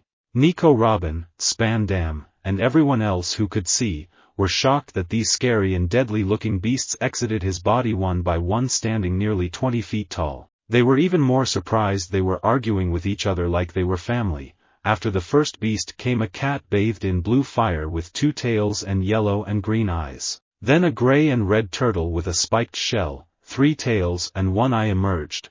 Then a red gorilla with horns, orange eyes, and 4 blunt spiked tails. Soon after that a white horse with 4 horns atop its dolphin head and 5 tails came out. That was followed by a white slug that stood upright on 2 small feet and 2 equally small arms with 6 tails. Then a great horned beetle with gray carapace and 6 insect wings and 1 long tail came out. Then a flesh-colored ox head with a broken horn followed by a human-shaped torso and arms with 8 tentacles exited Naruto's body. And finally a great 9-tailed fox with red eyes and long ears came from within Naruto. All the Biju came out to help Naruto in dealing with the Buster Call. Normally they are far bigger than the forms they have taken now. Even larger than they were during their time in the elemental nations, as they have all grown stronger, but this wasn't supposed to be a massacre. This was just a show of strength so the world government knows that Naruto isn't someone to be ignored, while also to bruise their ego and pride. If this was their ultimate show of military force, then they would decimate it and send them back crawling to lick their wounds, for better or worse. By the end of this fight, the higher-ups of the world government would know and eventually loathe the name Uzumaki Naruto. The sight of these 9-tailed beasts had everyone on edge. 8 of the beasts stood in front of Naruto, Robin, and Spandam on the ocean, while Shikaku couldn't wait and was already moving to engage the first ship. Without any notice the 8 beasts let out an ear-piercing roar that could be heard for miles and miles around. Everyone closest to them besides Naruto had to cover their ears because it was so deafening. And many soldiers who were conscious and recovering from their fights with the Straw Hat Pirates stood in shock and fear as their monstrous roars met their ears. Hey! What the hell? Why didn't you tell me we were doing the roar? Exclaimed Shikaku as he turned around to face his siblings as he felt he was left out. It's kinda obvious this would be the time to do it, said Kurama. It's not our fault you're so impatient, said Isabu. Unlucky, said Chomei. You guys suck. You never tell me anything, said Shikaku as he turned around in anger heading back towards the ship he was aiming for, only to get hit in the face with a giant cannonball as he turned his head. The other Biju started snickering at their brother's misfortune as he was hit, but this only made Shikaku madder while his face was reforming with his sand. He then let out his own deafening roar and began yelling immediately after, "That's it. I'm going to fucking murder all of you. Oi. We just talked about this, Shikaku," yelled out Naruto. Gah. I hate this world already. Shikaku then continued to move forward, but this time he sent several cannonballs back to the ships that were aiming at him with his magnet release, and destroyed the front cannons of 3 of the warships. Way to keep a low profile, that idiot, and he wonders why I don't let him out that much with his loud mouth. I just hope no one thinks too much into that, Naruto said to himself. But unfortunately he was not so lucky, as one archaeologist heard the final outburst of the one-tailed beast, but decided to hold on to that information for later. Moments earlier aboard Vice Admiral Enigimo's warship, "What kind of monster can destroy the gates of justice?" exclaimed a soldier as they were just passing through the broken gates and saw large chunks of debris still falling off of them into the ocean. Only a monster with absolutely no morals or sense of justice is responsible for destroying our sacred gates. Whoever it is, they have trampled on the ideals of our government and it will not go unpunished. We will face our enemy head-on without hesitation and they will know what true justice means, said Enigimo. Enigimo is a tall man wearing a gray suit with a green shirt. He has long spiky black hair with a perpetual frown on his face and is always seen smoking a cigarette. Yes sir. Anyone who doesn't lay their life on the line in the name of absolute justice will be court-martialed and summarily executed for their crimes by me personally. Sir. The 4 other vice admirals and commodores of the other 5 ships were having similar conversations with their men, although some, but not all of them had the same beliefs as Enigmo's absolute justice. They wanted to ensure they were ready for whatever lay before them beyond the gates at Eni's lobby. Unfortunately, no amount of training would prepare them for what is awaiting them this day. As the Buster Call drew closer, one of the lookouts on another ship that had been the first to make it out of the gates, made a startling discovery. He saw 9 beasts atop the ocean, and even though they did not appear to be very big, as some of the giants under the world government were larger, they all looked extremely deadly. The lookout panicked, and one of the first beasts he had a good look at happened to be Isabu, and he assumed they were all Sea Kings. Sea Kings. Sea Kings at 12 o'clock, open fire. Their ship was the first to open fire, and soon after that the others followed, but they were still a bit too far and only hit the ocean in front of the beasts. The vice-admirals weren't very pleased that they opened fire without one of them issuing the order, but they all had the same targets in mind, so it wasn't too important right now. But Enigmo vowed to make sure whoever acted without orders would be punished severely. The cannon fire was put to an abrupt halt as they all heard the deafening roars of the monsters before them. Fear immediately set in on the lower-ranking soldiers of the Buster Call ships, but the higher-ranking officers and vice-admirals did not allow it to affect them too much, and the vice-admirals held their ground far better than everyone else. After some reprimanding from the leaders of their ships for allowing themselves to fear the enemy, the soldiers went back to work on bombarding their targets. One ship had finally hit their mark on the beast that was moving out before the others, and they all gave a cry of joy for their victory. Their victory was short-lived though, as the same beast they believed to have killed let out its own roar and continued to move forward. 3 ships targeted the same beast this time, but their attack was foiled when it was sent back at them and took out their front cannons. Alright guys. I know this shouldn't be too much of a hassle for you, but I still want you to be careful. And remember what I said about the killing. Speak for yourself, brat, you're the one that better be careful. You're still more fragile than us in that form, unless you want to start off strong and use Sage Mode, said Kurama. Nah, Sage Mode might be overkill, I'll be fine. Come on, it's me we're talking about. All the Biju, including Shikaku, who could hear their conversation through their connection, turned around to just stare at him with a deadpan expressions. They all know that he likes to mess around and not take things too seriously, and he's usually the one who pays for it, so they were wholly unconvinced by his bravado. Screw you guys. I know what I'm doing. I don't need you judging me. Naruto was about to jump off the end of the bridge he was on until he felt a hand on his shoulder, stopping him. He turned around to see who it was, but there was no one directly behind him and the hand was still on his shoulder, so he began to freak out. There's a severed hand on my shoulder. Get it off. Get it off. Get it off. Get it off. The Biju could tell it was the woman, Nico Robin, who was trying to get Naruto's attention, as they could feel her energy and see she had her arms crossed in front of her with an amused smile on her face from his panic attack. The Biju just turned around to begin engaging their enemies, leaving Naruto to her. You're quite amusing, aren't you, Naruto-san? Get it? Huh? Naruto turned around from hearing Robin's voice and saw her staring at him with a smile on her face and her arms crossed in front of her. He finally put 2 and 2 together and realized it was most likely her doing this. Is this your hand? That's correct, I ate the hana fruit, I am a flower woman. Flower. Oh, I get it, you can bloom in different places, right? More or less, thank God. I really thought I was being haunted or something by a possessed hand. So, was there something you needed? I was just trying to stop you from going out there. It's too dangerous. There are at least 1,000 soldiers on each of those ships. Your friends look like they can handle themselves, but you would be safer if you stayed here. I appreciate the concern, but there's no way I'm letting those guys hog all the action. They'll just call me a wimp or a lazy ass and hold it over me for who knows how long, and I just can't let that happen. My pride and dignity as a man and shinobi are on the line. That is hardly something to risk your life over. Don't worry, I'll be just fine. I gave my word that I would handle this Buster Call and I intend to keep it.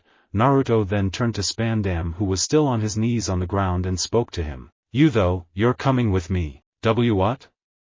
Why?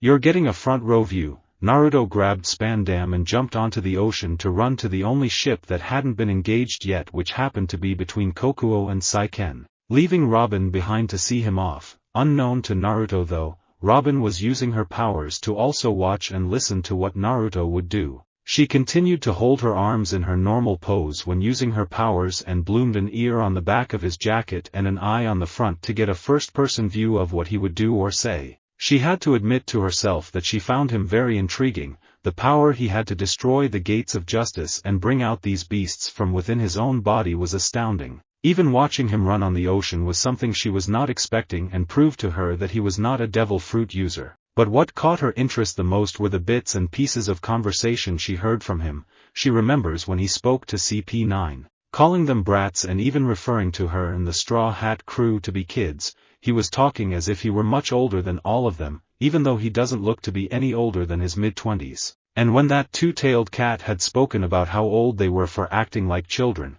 it made her even more curious about what age they could be. She had an instinctual feeling that these beasts were most likely hundreds of years old, but did that mean the same for Naruto? She couldn't help the archaeological side of herself of wanting to uncover his secrets. What can she say? The study of antiquity gets her curious. Shikaku, being the first to get to his targeted ship, did not hesitate to board it as he punched holes into the side of the vessel and began to climb up and engage the soldiers manning it. This ship had no vice admiral, so he was against regular soldiers of various ranks. They immediately began to open fire with their rifles, but the bullets had no effect on Shikaku as his sand just absorbed the metal balls into his body. The soldiers stood in a bit of fear seeing their attack have no effect on the beast, and what made the fear worse was when Shikaku gave a frightening smile, which admittedly would be frightening no matter what. Shikaku inhaled deeply and fired the hundreds of metal bullets within him in a rapid fire, purposely aiming just over their heads as he would indeed listen to Naruto and avoid killing these soldiers here. His attack had far more power behind it than any marine rifle would, as the bullets easily cut through the giant mast of the ship and riddled the upper deck with an uncountable number of holes.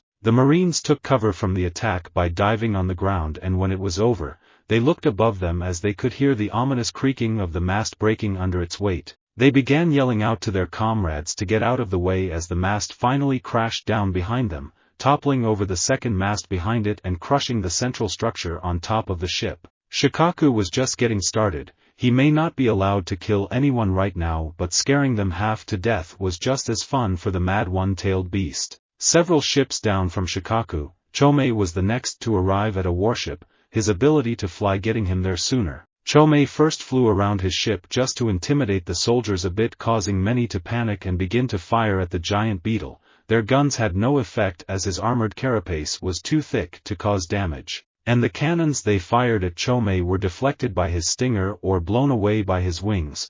While going around the ship one more time, Chomei released his scale powder to temporarily blind the soldiers below him. He then moved swiftly in a dive and swatted away many soldiers with his stinger as some crashed into the ship or went flying overboard into the ocean. He flew up and went down again for another strike and managed to knock back some more soldiers, but his stinger was stopped by the leader of this ship with his katana. This leader looked to be more laid back than his counterparts, but he did exude a powerful presence, so it was safe to assume this was one of the vice admirals they were told would be here. He wore an orange suit with a high-ranking officer's coat over it while smoking a cigar. He has a broad chin covered by a beard with a perpetual smile spread across his face, and he kept his eyes closed. Chomei figured that this vice admiral could most likely use observation haki and didn't need to use his eyes to sense him, but even so Chomei was not done yet. Kurama had been eager to get into the fight, so he made a beeline for the far ship on the right to get started. 4 of the ships on that side saw his aggressive charge and immediately started to aim their cannons towards Kurama.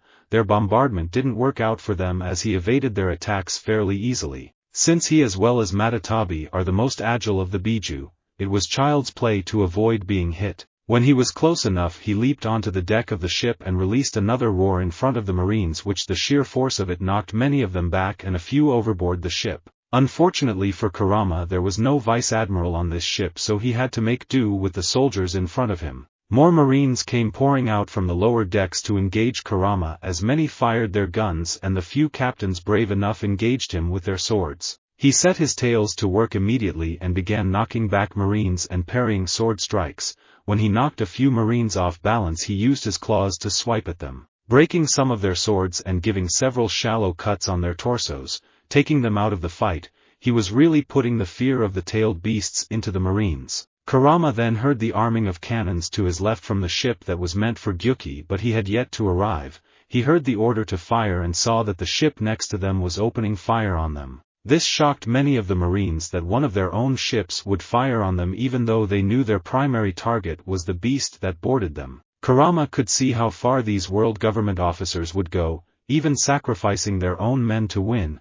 As the cannonballs were sailing their way, the Marines were shocked at what the beast did, which essentially saved their lives. Kurama breathed out a widespread stream of fire that caused all the cannonballs to explode before they hit the ship. But he didn't stop as he blew the flames further just to show that he did not take kindly to such an act. The flames did not directly hit the ship, but they set the sails and masts aflame, essentially grounding the ship on the ocean with no sails to move it forward. After the Biju left Naruto behind with Nico Robin, Isabu immediately dove beneath the ocean to get to his designated ship. The Biju were taking the ships in order from left to right, but leaving one of the middle ships for Naruto, so Isabu aimed for the third ship from the left. He didn't really enjoy the spotlight, so he wanted to end things quickly. Another part of him just wanted to explore this world's ocean for a bit to see how different it was compared to the other oceans he's seen. As he swam beneath the waters, he had to evade some cannonballs that were sinking beneath the waves. When Isabu came just before the bow of the ship, he used his shadow stroke to attack the vessel from underneath. The soldiers manning the ship had no idea what hit it. The ship shook violently and they soon heard from the bottom deck that the warship was quickly taking on water. Isabu's deadly spiked barrel roll completely destroyed the keel of the ship from underneath from front to back.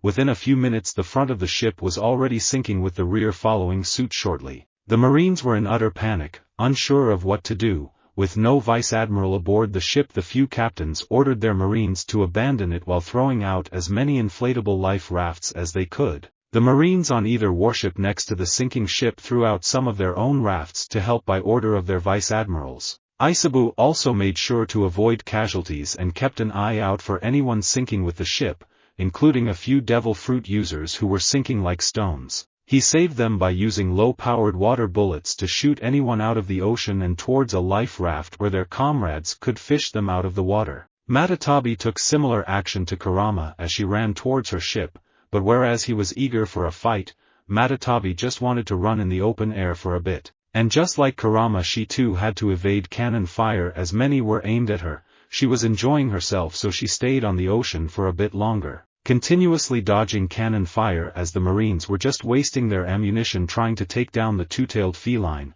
She eventually decided to take action as she released a few dozen blue flaming mice, and they all ran a short distance over the ocean to reach their targets. Matatabi was aiming for the cannons on the ships nearest to her, and when the mice reached their destination they all exploded simultaneously, taking out dozens of cannons, rendering them useless. With a portion of their firepower gone, Matatabi finally went to fight on the top deck of the second ship. She was met by the usual armed Marines as they tried to take her down. Their bullets had no real effect on her and she easily fought off sword users with her own razor-sharp claws. She used her tails to swipe away several Marines and used her claws to strike down on a couple of sword users, and her claws managed to break right through them. She went in for a second strike with her claws to take the unarmed men out, but she was intercepted by another sword user using two swords. This was another vice admiral, she could tell because of the strength he possessed, as well as the fact that he did not hesitate to engage her like many others did before him.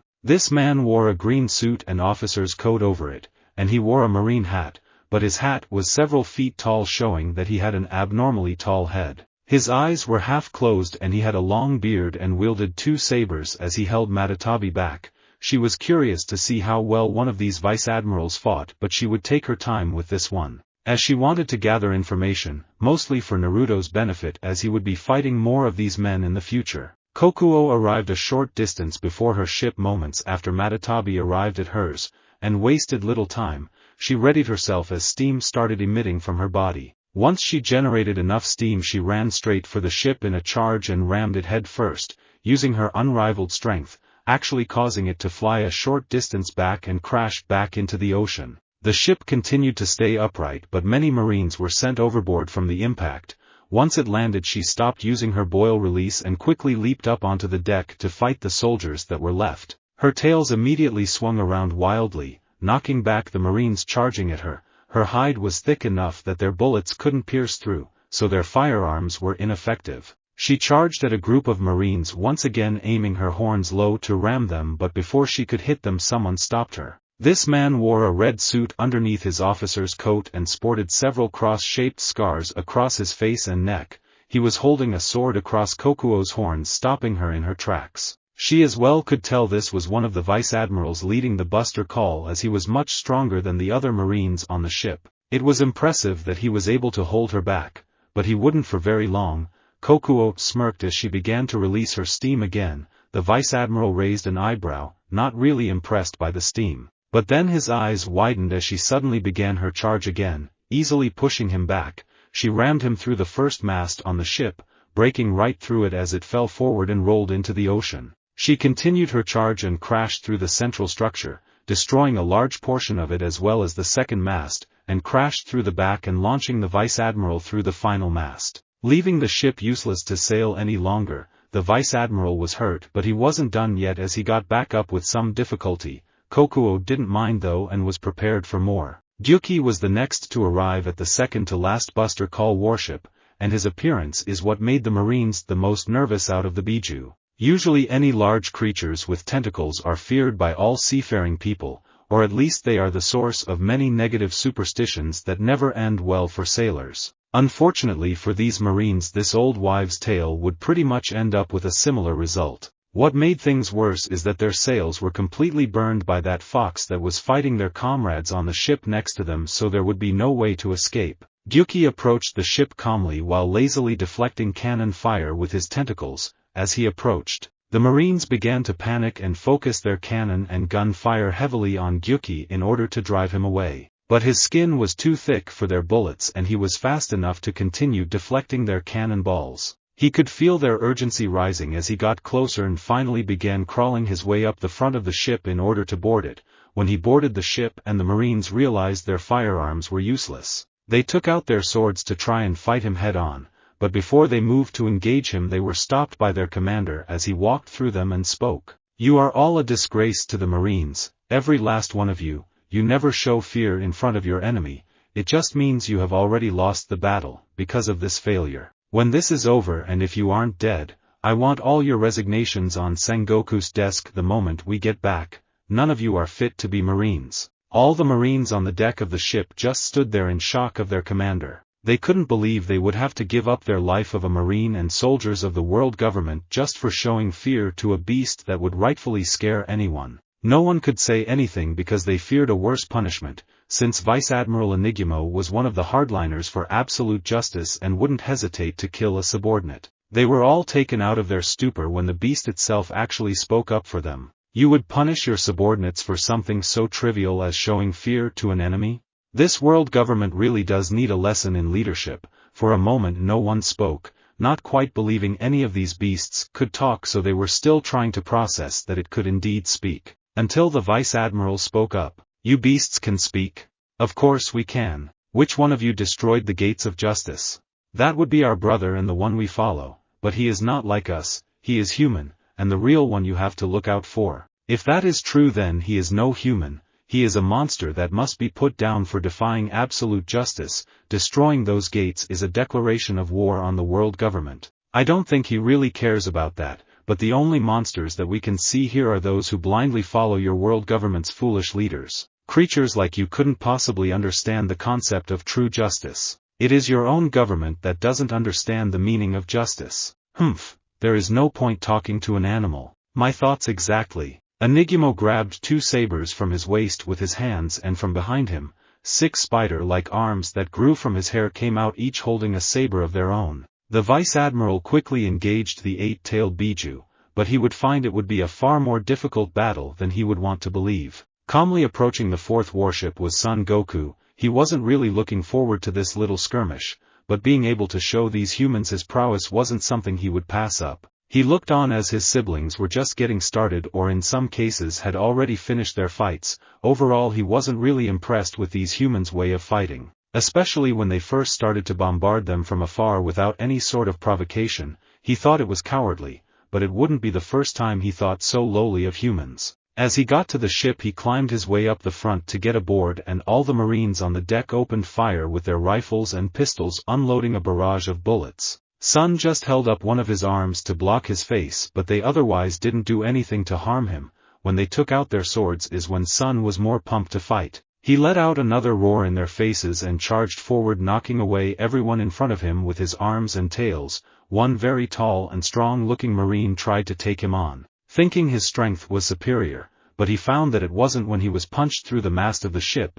The mast was falling towards Sun, but he was able to catch it, and with his strength he plunged it into the ship, stabbing it deep within the lower decks. The ship was now sporting its forward mast at a forward angle, making it look like it had a horn sticking out. When Sun went to engage them further, another person walked out in front of him several feet away, impeding his path. From the coat he wore and the stronger feeling Sun was getting from this one, he could tell it was one of those vice admirals. This man had the sides of his head shaved while sporting a mohawk and mustache. He wore a white and purple pinstripe suit and carried a katana with him that he pulled out to face Son Goku. Sun finally felt that he would get a better challenge out of this one and was actually looking forward to this battle now. Saiken was the last of the Biju to get to his designated ship, taking his time at a leisurely pace. Like Isabu, Saiken didn't really want any of the spotlight, so he wasn't going to take too long with this one. The cannon fire coming at him began to annoy the giant slug, and when he got close enough he sprayed a stream of acid on all the cannons of the ship that immediately melted the front of their barrels, making them useless. Saiken began slowly crawling up the front of the ship to get on the deck to quickly put an end to this. The six-tailed beast never really enjoyed killing, so when Naruto had told them not to kill anyone he was rather relieved and decided to use a non-lethal attack to defeat these soldiers. Over his many years, Saiken has developed many forms of attacks using different chemical compounds that he has come in contact with, learning to recreate them from his own body. He could make chemical attacks ranging from the extremely lethal to the mildly irritating. Now thinking of one such compound, Saiken inhaled deeply and blew out a cloud of orange gas that completely enveloped the entire ship, making sure his attack seeped into the lower levels of the ship, so everyone aboard was affected. None of the soldiers knew what hit them, but it hit them hard. The first reaction they gave was a burning of the eyes, so much so that many started yelling out in pain, trying to rub their eyes to make it go away. When they inhaled the gas, things became worse. Everyone experienced a shortness of breath as it felt like their lungs were burning, and many others began to vomit as their stomachs couldn't take it. The gas didn't linger for too long, but the damage was already done. These Marines wouldn't die from the gas, but they would be in quite some pain for the next couple of hours. After running across the ocean for a few minutes, Naruto made it to the only ship that had yet to be engaged and jumped onto the deck. As he landed, he dropped Spandam, and making sure he stayed put, he grew a stockade that connected to the ship while it kept his head and hands tightly secured. There was no way to open the stockade as it was all one piece of wood that gave Spandam no room to try and escape, so he had no choice but to stand there and watch everything. Of course that didn't stop him from yelling at all the Marines on the ship to try and save him, and as there were no vice admirals aboard this ship, he was technically the highest ranking officer there. Quick, kill him and save me. He's in control of all of those beasts and was the one to destroy the gates. If you kill him, then the rest will fall. Hurry up. The Marines didn't hesitate and immediately began attacking Naruto, but since Spandam was right next to him they didn't fire their guns so not to risk hitting their commander. They came at him with swords and fists and other types of weapons to try and quickly kill him. Unfortunately, these Marines just weren't anywhere close to his level, and Naruto easily defended himself and countered their attacks. Within a few minutes over 30 Marines were either unconscious or on the floor groaning in pain from the beating they were given. As more Marines began to surround him, they were looking at him more warily, trying to find an opening, while Naruto stood there in a defensive stance waiting for more to attack him. They were starting to take too long to attack for Naruto, so he decided to go on the offensive. The Marines were so concentrated on Naruto that they were all surprised when he suddenly disappeared, and a large group of them were simultaneously knocked back. From that point on, Naruto was just a blur as he ran through everyone around him, taking them down in 1 or 2 shots. He didn't stop at just the upper deck. He took his rampage to the lower decks, going through every room, defeating everyone along the way. Naruto was a little too reckless as he accidentally set off an explosive near the ammunition storage and blew up a giant chunk off the rear of the ship. He managed to save anyone from getting killed by quickly using his wood release to cover everyone near the explosion, including himself. Robin was watching everything from Naruto's perspective. She couldn't see much except for when he slowed down on occasion to look at his handiwork. She could, however, hear all the pained cries of the soldiers, the sounds of fists, feet, and bodies hitting, and the sounds of bones breaking. She could clearly tell that these Marines were heavily outclassed. She knows the heavy hitters of her own crew, in Luffy, Zoro, and Sanji, could handle this much, as they proved earlier as they ran their own gauntlet of fights with the Marines and world government agents. However, she felt that, aside from the destructive attack he unleashed on the gates, this man's physical capabilities were also on a different level from her three strongest crew members. As far as she could tell, he sustained no injuries, and wasn't even fatigued or breathing hard after moving and fighting so fast. She was surprised when a giant explosion went off, and thought he might have been severely hurt or killed since her vision suddenly went black. She noticed that she wasn't in any pain though, as any part of her body that she blooms can be injured and cause her real body pain. She could definitely hear the ringing in her ears though, as he was near the epicenter of the explosion, but she wasn't in any real pain. She became a bit relieved as she saw a wall of wood open up to the sunlight, showing that he had managed to shield himself with that unique wood ability. Another group of Marines came from behind in the lower levels to try and sneak attack him, but he was well aware of his surroundings and he beat them off soundly. After about 20 minutes of fighting it looked like his battle was over, and from what she could see from her own vantage point on the bridge, those beasts that he released were finished as well. As they began to approach him, from what she could see, none of the warships looked to be in any condition to sail. Many of their masts were destroyed. 3 of them were sunk outright, as she could see many lifeboats on the ocean with them still pulling out their men. She never thought there would be a day where a Buster Call could be defeated, let alone so thoroughly. She observed a little longer and watched and listened as the Biju stood in front of Naruto and conversed rather animatedly with each other for several minutes, and was glad to hear that the Buster Call was truly over, without them even getting a chance to bombard the island itself. After a few moments, dread suddenly filled her as she heard a distinct voice and the famous expression that she could never forget. Arara. Gasp. No, no, no, no, no, no. Robin.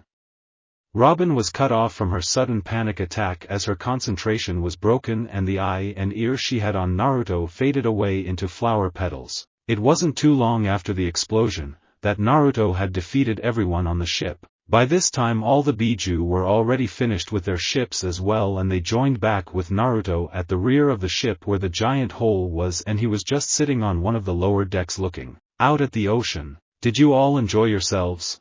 I sure as hell did. Even though I couldn't kill anyone, I crushed some bones and left a bunch of them in sand coffins. Ha ha ha. It was hilarious.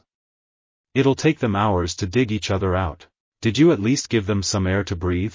Yeah, they can breathe just fine. Good. What's wrong with you, Kurama? Why are you sulking? Huh. It's because he didn't get to fight anyone strong, said Gyuki. All I had was a bunch of weaklings. I asked Gyuki to give me his fight but he wouldn't let me. You were practically finished with your ship by the time I started on mine, and besides, he had 8 arms and I have 8 tails. I thought it was fitting. Wait, didn't you sink your ship? If they were so weak, why did you feel it necessary to sink the whole thing? 'Cause they just kept coming and coming to annoy me with their weakness. I got tired of it and cracked the ship in half. So what? We still gotta control that temper of yours. Bite me. No thanks, too much fur. Isabu, I noticed you took care of yours in no time at all. Were you really in a hurry to go exploring? Maybe. Isabu just sank lower into the water to avoid eye contact, embarrassed he was so easily found out. Anyone have any interesting encounters?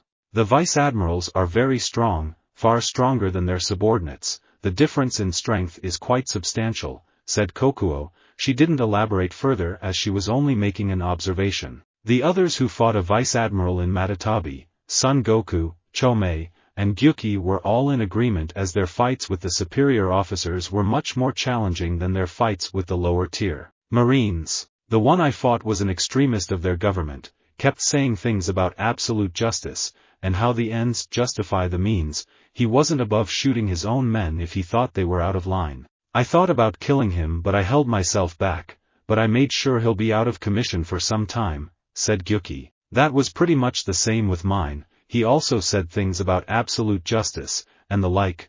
Not a very compassionate man, said Kokuo. I see, so there's a lot of people in their government like Spandam, probably means it goes even higher in the ranks too, bunch of idiots. The man I fought wasn't all that bad, he had some concern over his subordinates at least, wasn't too arrogant from what I could tell, said Matatabi. At least that means they're not all bad apples. I'd hate to believe that every single person in this government is a complete asshole. Arara. The Biju in front of Naruto moved aside to allow the newcomer to be in view of Naruto.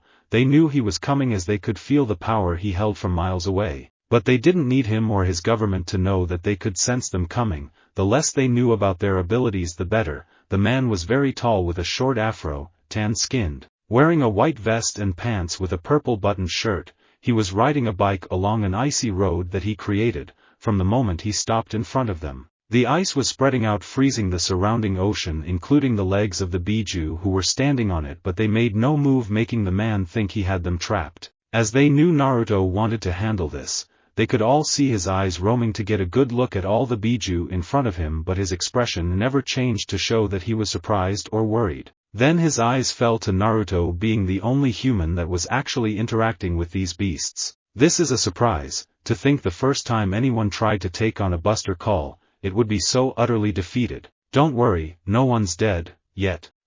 I suppose I should thank you for that, should be less paperwork. Who are you? Uzumaki Naruto.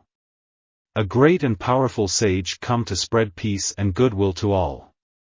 He said in an overly grandiose fashion with a grin on his face and arms spread out wide. Is that supposed to be funny? From my view you have just declared war on the world government, and prevented the capture of a dangerous woman that must be brought to justice. Where is your so-called peace in this? Some lessons must be learned the hard way, I'm afraid, and I'm sorry, but Nico Robin has endured enough crimes against her in her lifetime by your world government. I cannot allow any more to befall her. She is the criminal here. What crime could an 8-year-old child commit to deserve a bounty of 79 million? Your silence is very compelling, I'm totally convinced. You don't know what that woman is capable of, what she's after. It doesn't matter, you're not touching her or her friends. What is your relation to the Straw Hat Pirates? You weren't with them the last time I encountered them. I'm not a part of their crew if that's what you're asking. In fact, I haven't even met any of them aside from Robin, and I just met her today, and I'm sorry to say, but I'm not looking to join them either. I have my own agenda that probably doesn't coincide with theirs. And what is this agenda of yours? You'll find out soon enough. You know, I didn't catch your name. Akiji, Marine Admiral. Really? One of the big guns, huh? That's interesting. Now, you have two options here. You can turn around, go back to your headquarters, call for a recovery team to take back all those who are stranded here. Tell your superiors everything you saw, report the complete failure of the Buster Call and failure to capture Nico Robin, and you can go ahead and report me while you're at it. And this whole incident will be over, or, you can stay here, try to go after Nico Robin, get stopped by me, fight me, get beaten, and then go back to your headquarters, call for a recovery team. Tell your superiors everything you saw here, report the complete failure of the Buster Call and failure to capture Nico Robin, report me and every which way I kicked your ass. And then this whole incident will be over. I personally would take the first option, but that's just me, less painful that way. You really enjoy the sound of your voice, don't you? Well, I do have a lovely voice, don't I? Ice time, Robin. Robin turned around only to be wrapped in a bear hug by Nami and Chopper, both of which were happily crying after finally having their friend back. Zoro, Sanji, Sogeking, Frankie, Kokoro, Chimney, and her rabbit Gonbi were coming from behind ready to greet her as well, especially Sanji as he was running towards her with hearts in his eyes. Robin Schwan. Robin was glad to see them all again, but she had to cut the reunion short as there was currently a bigger issue that had to be addressed. Everyone, please listen. Everyone could hear the seriousness in her voice, so they paid extra attention to what she had to say. There's big trouble. What is it, Robin? Is it the Buster Call? Is it still coming? Said Nami. No, our abrupt ally and his friends actually seem to have taken care of it, but what is it? Said Zoro. It's Akiji, he's here. Akiji! Yelled out Nami, Sogeking, and Chopper. Shit, that guy's here. None of us could touch him last time, and all of us are beat up right now, said Sanji. Did you see him? Where is he? Said Zoro. I didn't exactly see him, but I heard him. I know that voice anywhere, and look, the ocean is beginning to freeze. He is confronting that man who helped me, just beyond the warships. How could you hear him from that far? Asked Nami. I was using my powers to spy on this Naruto while he fought, and I just heard Akiji's voice before you all came here. Oh, sorry, I guess we distracted you, huh? It's fine, it would have made no difference anyway. What do we do? What do we do? Exclaimed Sogeking as he started freaking out. There's nothing we can do. We saw what that man did to those enormous gates. If there's anyone who can take on a monster like Akiji, it has to be that guy, 'cause if he fails then we're screwed either way. None of us can take on an admiral in our condition, and Luffy's fight isn't over yet. All we can do is wait, said Zoro. Everyone was a little uncomfortable and tense as they didn't like the idea of leaving someone who helped them with a monster like Akiji, but Zoro was right, they weren't ready for someone like an admiral. Akiji suddenly appeared behind Naruto with a hand on his shoulder, seemingly completely freezing him on the spot as his entire body was encased in ice. Kurama thought it was funny as they all heard him laugh. Ha! Brings back memories, doesn't it, Naruto?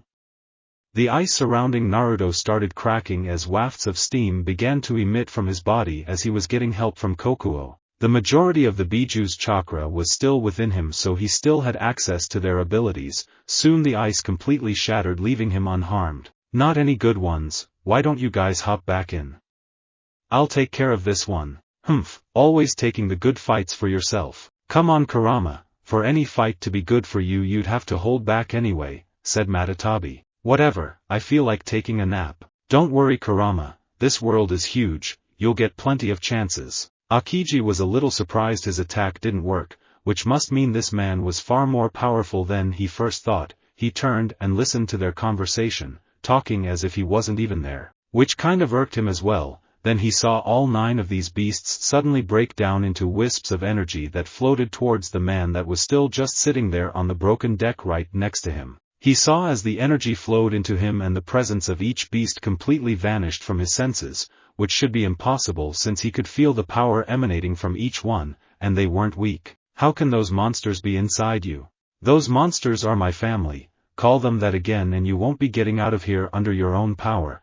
They have more humanity in them than some humans, which I'm sure you can personally attest to. Yes, I've seen thousands of the worst criminals brought to justice, many by me personally, just like I'm about to do to you. The criminals weren't the ones I was talking about. Akiji remained silent for a moment, having a sense of what Naruto may be referring to, but he couldn't speak out against the nobles because of his position in the world government. You realize I cannot allow you to roam free from here. Yeah, I think I got that when you tried to freeze me. Well, don't let me keep you from trying to do your job. You can start again anytime you're ready. Akiji did not hesitate as he tried to freeze Naruto again with the intent to break his frozen body before he had a chance to get out this time. Naruto was a step ahead of him, however, as he was quickly gone from his spot on the broken deck and out on the frozen ocean facing the admiral. Soon after, Akiji formed 4 tridents made of ice floating in front of him and launched them at Naruto. Naruto dodged them by jumping away, but as soon as he landed, Akiji was right in front of him.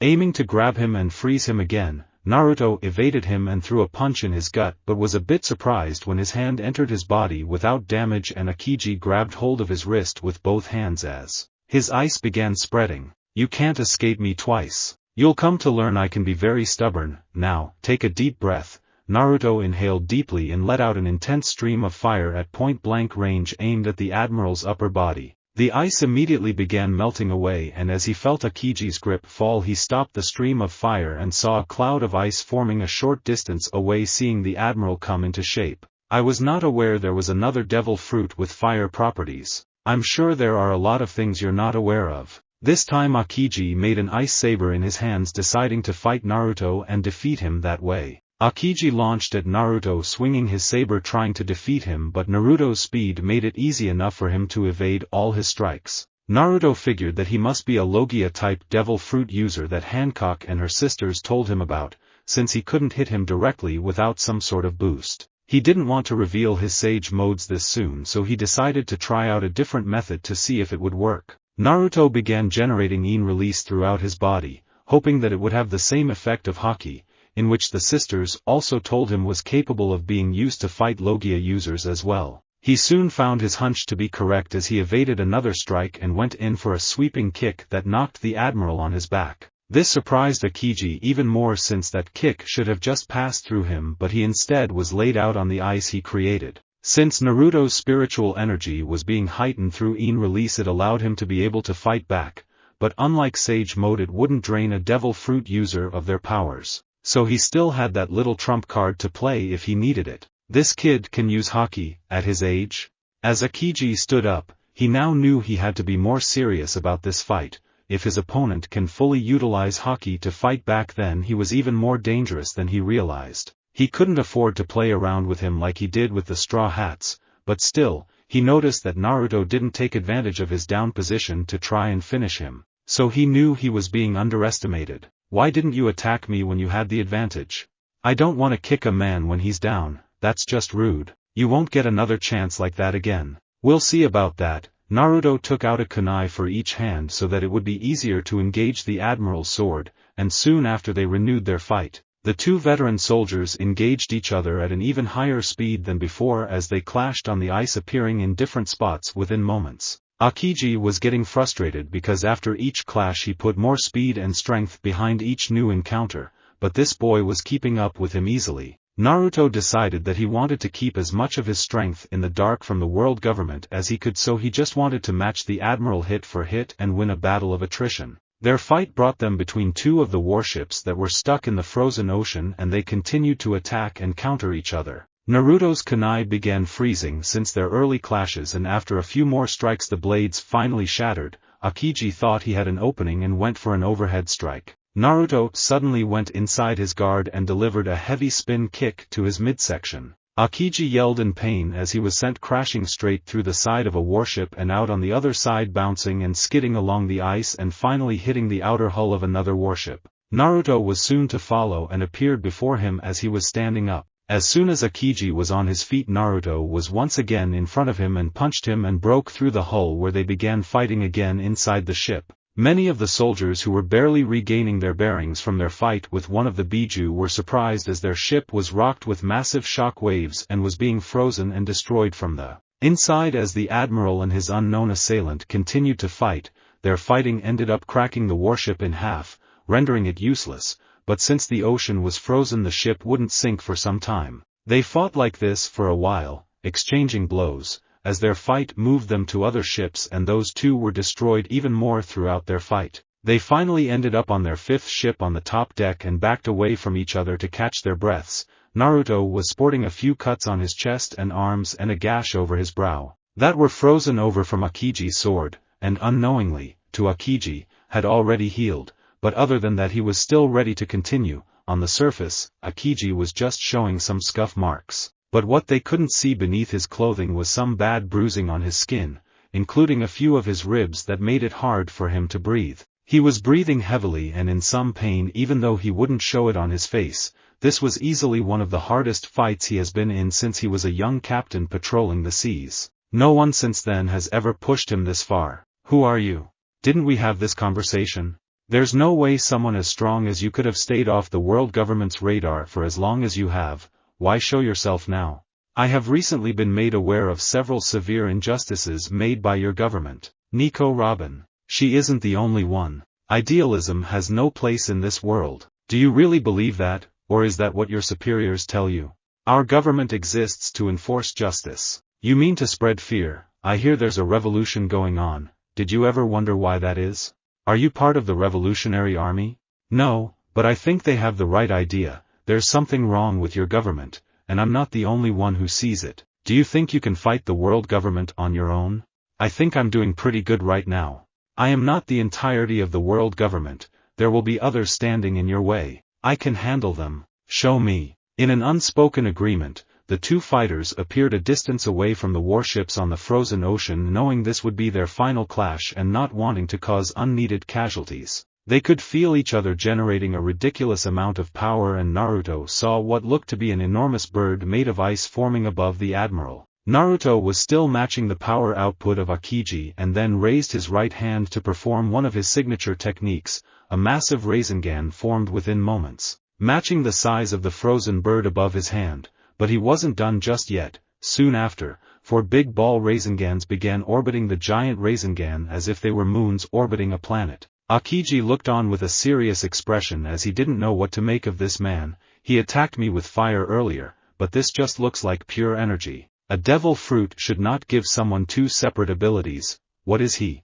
The Straw Hats and their friends could hear the clashes and see the extra damage taken on the warships by those 2 scary individuals. They couldn't believe someone was actually keeping up with that monster in Akiji. Seeing one of those giant ships crumbling apart from just a brief exchange really opened their eyes to just how powerful these 2 men are. Robin was still on edge as the admirals have always frightened her, but hearing how long this fight was going for, gave her some hope that Naruto was at least holding his own. Suddenly they heard a giant crash coming from behind them as they turned around to see the back tower holding the bridge they were on explode upward. They had to shield themselves and bat away some falling rock and debris from the sudden destruction of the tower behind them. They soon saw someone falling from the sky among the debris, but they weren't moving as they crashed down onto the bridge in front of them. After the dust settled, they saw that it was the strongest member of CP9, Rob Lucci, unconscious and beaten. Seeing him there, the Straw Hat crew raced to the other end of the now broken bridge to see Luffy face down on one of the lower levels of the tower. The Straw Hats immediately began calling out to their captain trying to see if he was okay.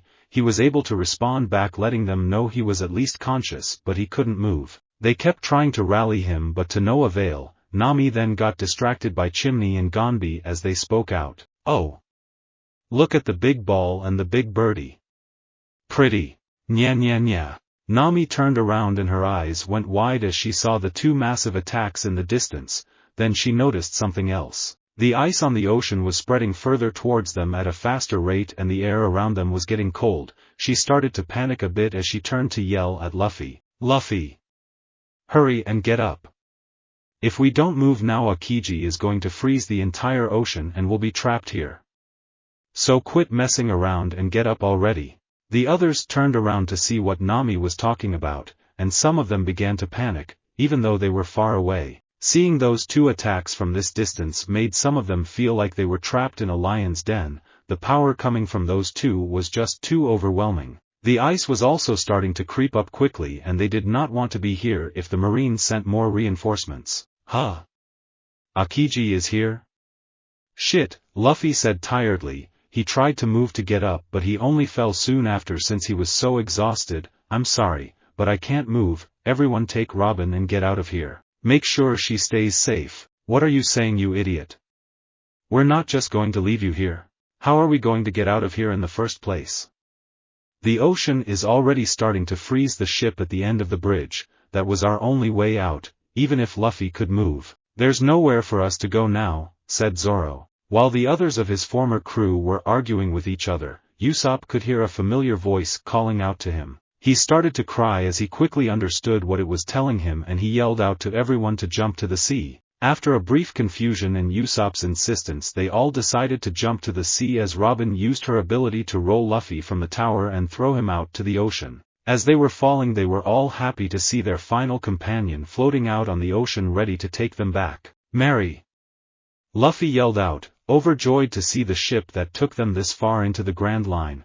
Once they were all landed and safe on top of the Going Merry, they couldn't afford to relax just yet as they had to hurry and sail away from the freezing ocean. Once they made it out from under the bridge and out to the open to circle around Eni's lobby they looked back as they heard the loud rumbling from the final impact between Akiji and Naruto. The result of their clash led to a thick cloud of ice quickly rushing out over the ocean that soon overtook their ship. The air around them was cold and the freezing ocean just caught the rear of their ship so they were temporarily trapped, but they were otherwise unharmed. Akiji and Naruto stood across from each other in an intense showdown, ready to see who would come out on top in their fight.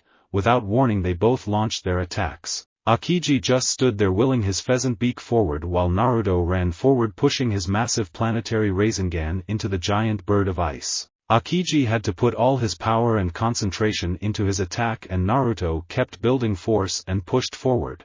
Soon the two fighters heard the cracking of Akiji's attack as the violently rotating Rasengan was overcoming its opponent. Both fighters let out a war cry as they pushed their attacks as hard as they could, but Naruto was the one gaining momentum. Naruto made a final push and completely destroyed Akiji's pheasant beak as a massive explosion took place, sending ice particles flying in every direction that created a fog across the ocean. Akiji's attack took the brunt of the explosion, but he was in bad shape as he laid inside a deep crater of ice from the resulting impact. A gust of wind blew the fog away around him as he soon found Naruto's image standing over him, not looking any worse for wear. He watched as his enemy kneeled next to him and a golden fire erupted from his right arm that he put on his shoulder. "What are you doing?"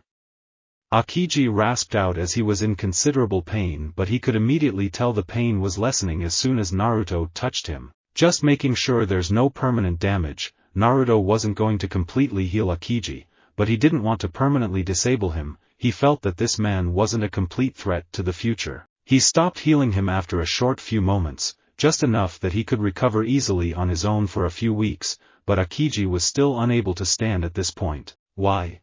Despite what you may think, I don't want to just destroy your world government.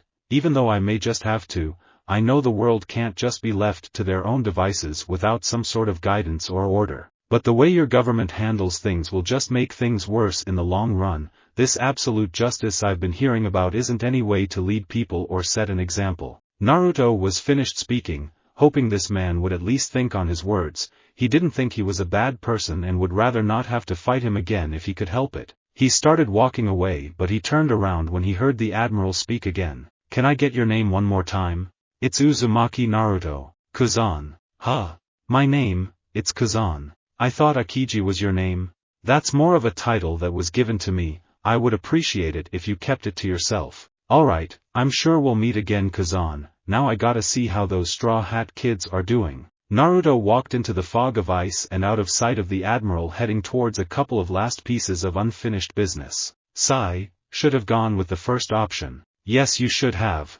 Sigh. Spandam couldn't see anything with the fog all around, and it was eerily quiet after that last attack between Akiji and Naruto, when he first could tell that the Admiral of Ice was here. He was overjoyed that he would definitely be saved and taken to safety. He thought Akiji would wipe the floor with this bastard in a heartbeat and this horrible nightmare would be over. Then he became nervous as their fight escalated and it was taking longer for the Admiral to finish it. He was also worried that their fight would end up on the ship he was on, but fortunately for him they managed to avoid it. He became completely terrified again when they were showing their final attacks. The memory of that giant ball of death that destroyed the gates came crashing back like a freight train as he wanted to wipe it from his mind, and he saw this new attack from the blonde. He could tell it wasn't as strong as his first, but he didn't want to believe that he still had this much power left, as their attacks collided and that giant ball was breaking through. He had a sudden gut feeling that the Admiral really stood no chance. Now he was waiting in the silent fog that covered the ship to see who came out on top, desperately hoping to see the Marine Admiral. The silence was broken as he heard footsteps coming towards him, but he still couldn't see anything yet. Soon enough a figure broke through the fog to stand in front of him, and it wasn't who he was hoping for. He broke out into hysterics, refusing to believe the blonde man standing in front of him could overcome the might of the world government. No! This can't be happening. This is impossible. There's no way you can overcome supreme justice. The world government is invincible. I will not accept this. All of my plans. The ancient weapons. My promotion. This can't be real. Spandam just continued raving for a while as Naruto watched in silence as he was slowly losing it. Naruto couldn't watch anymore and Spandam was soon silenced as he gasped and felt a slight pain in his chest briefly, before his vision darkened and was soon unable to feel anything anymore. I'm sorry, but someone like you is too dangerous to be in a position of authority. People like you are only a detriment to the future. Naruto removed the kunai that pierced Spandam's heart and removed the wooden shackles from the man and laid him on the deck of the ship. He didn't see another alternative to deal with him. His thoughts and ideas were too dangerous to be allowed the chance to be put into practice. He felt if he allowed him to leave, only more innocent suffering would be the result. Naruto was aware that some of the Marines were conscious but unable to do anything as they still couldn't move very well. They were unable to see what happened, but they did hear it. You can all say a silent prayer for your commander, and go ahead and tell your superiors that Uzumaki Naruto was the one responsible. I just want you to know there was only one casualty from your buster call here today, your other comrades will be fine. That was the last they heard from Uzumaki Naruto as he left their ship for one final encounter. Aren't you guys done yet? Yelled Nami to Zoro, Sanji and Frankie as they were trying to break the ice that trapped the back of their ship. They weren't anywhere near 100% and still exhausted, so they weren't yielding good results, just barely chipping away at the frozen ocean. Why don't you come down here and break this ice, you dumb woman? Don't talk to Nami-chan like that, you stupid moss head. You wanna go, you shitty cook. Strong hammer. If only I had more cola I could melt this ice. That would be super. Everyone be quiet. There's somebody coming, said Robin as she could feel someone getting closer to their ship. Everyone tensed as they now could feel someone strong headed for them. They were nervous about who it could be, and Zoro, Sanji and Frankie stood protectively in front of the ship just in case. Luffy wanted to go out there too, but he was still unable to move. The same with Chopper as well, they were both unable to help. Looks like you guys are stuck here, need some help? Naruto appeared out of the slowly fading fog walking on the ice. Those that were up and able to see, saw Naruto standing before them. But Robin was the only one who had ever seen him, so the others were still a bit on edge. Who are you? Asked Zoro. His name is Uzumaki Naruto, said Robin as she immediately recognized him. This is the guy who helped us save you? Yes, he was there to protect me from Spandam and he broke my cuffs to release me. This guy also destroyed the gates of justice with that massive attack, said Sanji. And he unleashed all those beasts against the Buster Call. Said Usopp. Did you fight Akiji? Asked Nami. Yes, yes and yes, yes to all those things. Did you beat him? Of course. As if everyone on the Going Merry suddenly had a collective mind, they all exclaimed at once, what the hell are you? I'm awesome, that's the only way I can describe it. They all had sweat drops hearing him say that so casually. You guys can use a hand, right? Why don't you three hop back on the ship and I'll take care of this, and we can talk a little more. Zoro, Sanji and Frankie decided to listen to the man since they weren't getting anywhere and climbed back on the ship. They all looked overboard to see what he would do, even dragging Luffy and Chopper to poke their heads out through the railings at their insistence. They saw him hold his right fist out looking like he was concentrating, but Usopp interrupted him before he did anything. I don't think punching it is gonna do anything. This guy was trying real hard to punch it and his fist is made of steel, said Usopp pointing at Frankie. Don't you worry, I got it covered. Naruto had a big grin on his face as he unloaded his fist on the ice. Everyone's eyes went wide as they saw the ice crack for at least 100 meters behind him and they felt the Going Merry break free of its prison. Awesome! Luffy, Chopper, Usopp, Frankie, Chimney and Gonbi all had stars in their eyes seeing how strong Naruto is. They were easily impressed. Naruto then jumped up onto their ship to properly greet them, but both Zoro and Sanji were a bit wary of him. They know Luffy said to trust him, but they remembered that their captain is an idiot and his sense of judgment isn't always right, and if this guy could take down those gates and beat Akiji, then how could they possibly stop him if he decided to attack? Everyone introduced themselves to Naruto, so he got all their names. But everyone was a little nervous about starting a conversation with someone stronger than an admiral, especially one who easily defeated them before. Robin kept her eyes on Naruto, looking over his appearance. Part of her still couldn't believe anyone could handle someone like Akiji, and she noticed that Naruto wasn't sporting any injuries whatsoever. His clothes looked like they were a little cut up from a sword and she saw a little blood staining the edges of those cuts, but he looked to be completely healed already beneath his clothes. What? How did you defeat somebody like Akiji? Well, he isn't the first ice user I've fought, and he isn't the strongest either. What? Did I say something weird? And not the strongest? Why you've fought somebody stronger? Said Usopp. Yeah, but that was a while back though, ancient history. That grabbed Robin's attention again. She just couldn't get the feeling that he was semi-serious when he says things like that. What do you want with us? Asked Zoro. He kind of wanted this guy gone already. He felt that he couldn't drop his guard yet around him. Cool your jets, Green Bean. I just wanted to see if you were all okay. You guys look a little beat up, but these two over here haven't moved on their own since I got up here. said Naruto indicating towards Luffy and Chopper. Green bean? Ha ha ha. Green bean. I like Zoro's new nickname. Shut up Luffy. So, I can heal all of you if you'd like, it's up to you. You're a doctor? Chopper shouted, surprised this scary strong guy is a doctor too. Ha. Of course not. I don't have the brains to learn about all that mumbo jumbo.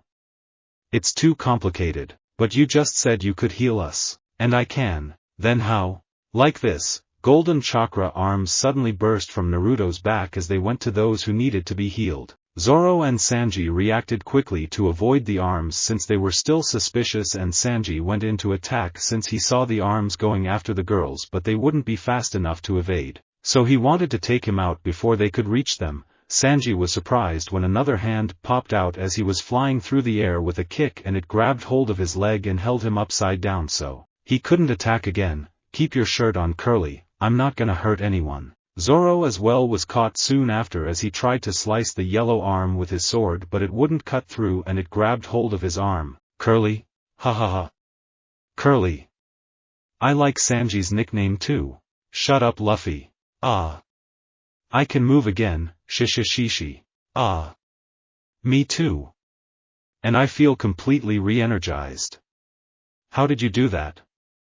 Said Chopper. What can I say? It's just more of my awesome at work. Everyone else was just starting to feel the same way as the arms retracted back into Naruto's body. All their wounds were completely healed and the fatigue they had went away. While Naruto's partial chakra cloak was active, he could sense another presence aboard the ship that he didn't immediately see, but it felt like it was coming from the ship itself. He placed a hand on the mast of the ship and was going to use his wood release until he heard a voice speak to him in his head, and it wasn't any of the Biju. Usopp noticed right away when Naruto placed his hand on the mast, wondering what he was doing, but then he also heard the voice of Going Merry. It's okay, this is as far as I can take them on their journey. I can no longer sail the seas ahead with them. I loved every memory I had with my friends, thank you for taking care of them. You're welcome, said Naruto. Usopp started to cry again, figuring out that Naruto wanted to save this ship too, but Merry had refused. This is a good ship. Yes.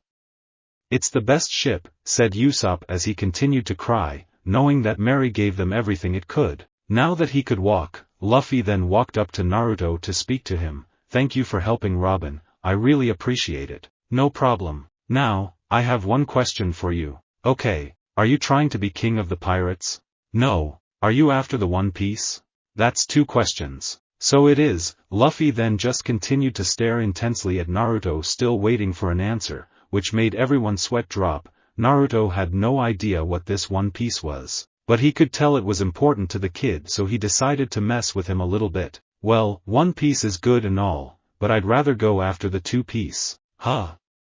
Luffy tilted his head in confusion, as did the others, but then his eyes shot wide open just thinking of the implications. There's a Two Piece? When did this happen? How could I not know about this? Luffy began panicking while running around, thinking there was a whole other treasure out there that may be better than One Piece, thinking he might have the wrong goal. Doesn't everyone know about this? I'm the only one who doesn't know? Luffy's panicking just became worse. What the hell are you talking about? What Two Piece? Said Sanji. We're talking about women's swimsuits, aren't we? I mean, One Piece swimsuits have their own charm and everything, but come on, who doesn't like a two-piece better? Am I right? Ugh. Yes. You are absolutely right. Two-piece bikinis are the best. Sanji then started dancing around, dreaming about cute girls in bikinis with hearts in his eyes. Nami was a little pissed at the lame joke and gave a good punch to both Naruto and Sanji on the head. You two are idiots. Somehow Sanji's face immediately swelled, looking beat up as he apologized profusely, and Naruto just laughed it off, not surprised at least one of the women would get mad. Everyone was glad he was just making a dumb joke so their captain could stop freaking out, which he did after someone had to explain it to him that he was just messing with him. Luffy took it in stride and laughed about it too, not mad at all about the little prank. Kokoro and Robin also got a good laugh out of it, and seeing Sanji's reaction. Well, you guys can take it from here. Just wanted to make sure everyone's okay. I should get going. Wait. Nami had been thinking for a while about this guy after showing them the things he could do. He's super strong, strong enough to take out an admiral, so he could definitely keep them all safe. He could keep the Marines and world government at bay since they basically declared war on them when they burned their flag, which painted a big target on them. He could also heal everyone without any expensive medical equipment or supplies, which would cut costs. He could also beat up other pirates and easily take their money without trouble with how strong he is. Everything was pointing to berry signs, meaning money. Yes, Nami, did you need something else? Join our crew. What? Many of the crew exclaimed, surprised she would want him on the crew. Sanji was mostly upset because he was jealous that Nami wanted another guy to join, and he saw the way Robin was looking at him too, so he definitely didn't want this guy as a part of their crew. Come on, Luffy. Don't you think he would be a great crew member? No. What? Why not? He's too strong. The captain's supposed to be the strongest. Luffy said with a pout as he turned away, refusing to look at her. But he doesn't want to be captain. Right? Ha ha ha. Sorry there, Nami, but I'm not looking to be a pirate. Do you think the government will just overlook what you did here? Nope, I'm sure I'll be the hottest new criminal on the front page tomorrow. Then, Naruto's expression turned a bit more serious as he cut her off. Sorry, but my goals just aren't the same as yours. What are your goals? Asked Robin. To save lives and help people who need it. I was on my way to help a bunch of people in a bad situation when I spotted you guys here. I thought you could use a little help too, so I stuck around. Good thing I did if you're all so afraid of Akiji. It's your fault he came in the first place. Said Nami. Huh. You're probably right. Save lives? Oh. You're a hero. I love heroes. That means you'll share your meat with us, right? Said Luffy, excited. A hero is going to share his meat with them. He was starving. If I had some meat then yeah, I'd share with you, but I don't have any meat. No meat. What kind of hero are you? Everyone had sweat drops thinking of Luffy's weird way to identify a hero. Here, how about a nice banana tree? Naruto suddenly made them a banana tree inside a wooden crate that was already producing said fruit, becoming perfectly ripe. Once you pick the bananas from the tree, new ones will start growing and be ready in a few hours, so you should never go hungry again, but you have to take care of it though and give it plenty of water and sun. So cool. Once again, Luffy, Chopper, Usopp, Frankie, Chimney and Gonbi were impressed with his unique ability and started to try them out, seeing as they were hungry. This is good. I like bananas, but meat would have been better though. I guess you're an okay hero. Gee, thanks kid. Well, I gotta go, but I like you bunch, so here. Naruto took out a Hiraishin kunai and handed it to Luffy. This is a special kunai of mine, that basically allows me to teleport to it. If you ever think you're in enough trouble that you need my help, you can just channel some energy into it or throw it and I'll be there in a second. Nope, I don't want it, I'll protect my own crew. Luffy. Don't be so stubborn. It won't hurt us to have allies we can count on. Said Nami, but Luffy looked like he was determined to refuse. Alright, if that's what you want, I'll respect that. I'll take it. This whole time, Robin had been wanting to ask him many questions about himself, but she was honestly just emotionally exhausted from this whole ordeal, and her crew still needed to get away from here. From what Naruto was telling them, he also had important things to do and couldn't afford to be bombarded with questions right now. So she would have to wait until she got a chance to speak with him privately, so she couldn't pass up on this chance to meet him again as she took the kunai from Naruto. But Luffy started whining and rolling around on the deck like a child, thinking he should be the one to protect his crew, but he wouldn't stop her if she wanted his help. Thank God.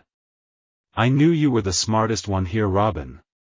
Said Nami as she immediately hugged her again, glad to not be the only one to think they could use his help in the future. Alright, I'll see you guys around sometime later. Naruto then jumped off the boat and started running on the water as Komiai's wings formed on his back again and he jumped up to start flying to his original destination. Everyone was shocked once again by what Naruto could do as they looked on in surprise and awe as he disappeared in the distance. What the hell is with this guy? He can heal people, grow fruit trees, run on the ocean, and fly too. Then he says he can teleport. How many things can one guy do? This is bullshit. "Ah, are you jealous, Sanji-kun?" said Nami. "Oh, of course not, Nami-swan. You're right, Sanji. We should check if this thing is even real." Luffy quickly swiped the kunai out of Robin's hand. "Here, Zoro, catch. You idiot. Don't throw that thing at me." Gah! Everyone was surprised when Naruto suddenly appeared in front of Zoro as he was leaning on the rail of the ship and moved back on instinct to avoid the kunai and started falling overboard. He was saved when Naruto caught his ankle and put him back on the ship. "Did you guys really need me to save Zoro from falling over the ship? It was your fault I fell over." "Sorry, Naruto-san, Luffy decided to test your technique," said Robin. "Oh, okay, that's fine I guess." Naruto handed the kunai back to Robin and then turned to Luffy with an annoyed expression, "But quit messing with it." "Ha ha ha. Okay, I know I said this earlier, but I just want to thank you again for your help," said Robin. "Don't mention it, what the world government did to you is unforgivable, you didn't deserve everything that's happened to you. I really gotta get going this time, I have a lot of work cut out for me." The insect wings were still on Naruto's back, so he shot off again to head for Mariehua to start his campaign of rescuing those slaves. Naruto did indeed go to Mariehua like he said he would after a few hours of flying, but he didn't have much of a plan after that. He was able to sneak around one of the celestial dragon's elaborate mansions, and he didn't need to be in any sage mode to feel the negative emotions flooding the place. It actually made him feel sick. After a while he couldn't stand it anymore and just flooded the mansion with clones to grab every slave on the mansion grounds and just get them out of there. Naturally all the commotion got the attention of the guards and he fought them off himself while his clones grabbed the slaves, who were admittedly scared and confused. Naruto only had 2 Hiratian markers out in this world and he didn't think the Straw Hats could handle something like this, so he only had one other option. Boa Hancock was out at sea with her crew headed for the Grand Line, looking to raid any nearby pirates when about 10 clones of Naruto started popping up all around her. Ever since Naruto gave her his kunai, she made sure to keep it on her or near her at all times. She currently had it strapped to her leg in a custom holster, closely reminiscent of the shinobi back in the elemental nations. Her crew was immediately on guard seeing all these men boarding their ship. Sander, Sonia and Marigold were about to prepare themselves as well until they recognized the face of the men and the people they brought with them wearing similar shackles and chains that they once wore long ago. The Gorgon sisters' eyes all became wide once they realized what was happening. Naruto was making true on his promise to put an end to the world government slavery. "Weapons down. Do not attack those men," yelled Hancock to her crew, which they immediately obeyed. "This is the man you were all told about. He is not to be harmed." "Hey Hancock. Looks like we're seeing each other sooner than we thought, huh?" "Why yes, it seems that way. Is this what I think it is?" "Yeah, the boss is raiding a celestial dragon, we need your help." "How many?" "There's over 300, they're waiting for one of us to confirm your help before any more are sent here." "My ship cannot hold that many, but can we use your island?" "Only temporarily." "Okay, you have my permission. Thanks a bunch Hancock."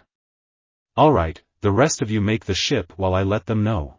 The clone Hancock was talking to Dispelled and the other clones worked together to make a ship large enough to hold all the former slaves that were waiting to be saved. Hancock and her crew watched in amazement as 9 clones created a large passenger ship within a few minutes, having never seen anything like it before. As soon as the ship was complete, the clones that made it placed a Hiratian marker down and dispelled. The Kuja pirates saw even more clones appearing on the ship with more people that just looked like common prisoners to them, but the Boa sisters knew better. Once all the clones Naruto made to save the slaves appeared on his ship, Hancock instructed her crew to lead them back to Amazon Lily, since they were on the calm belt. Naruto had some of his clones make wooden chains attached to the ship so they could pull it through the still waters. A number of clones wanted to make cracks at their creator about their boss treating them like slaves, but considering the current circumstances they thought it would be in poor taste, so they reluctantly kept their mouths shut.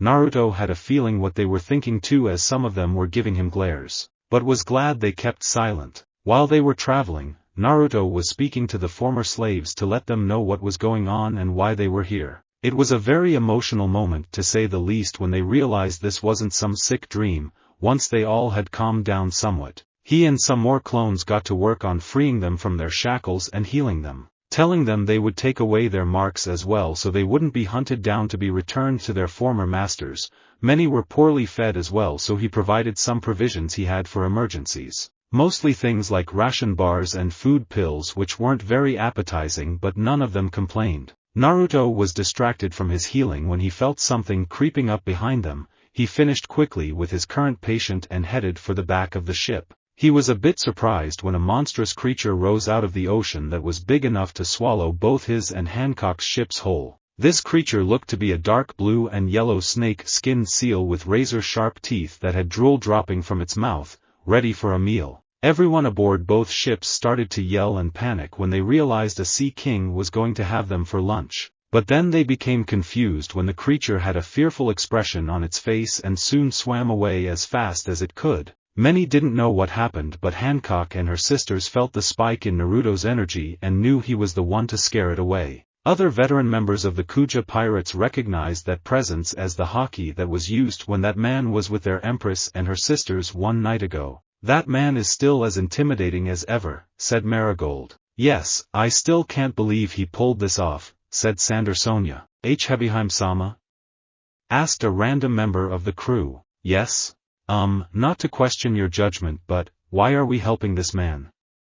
Many of the members of the crew wanted to know why their empress had allowed a man to leave their island without any form of punishment, which usually meant death. Ran had told the crew of the man that infiltrated their island and made sure they kept it among crew members only.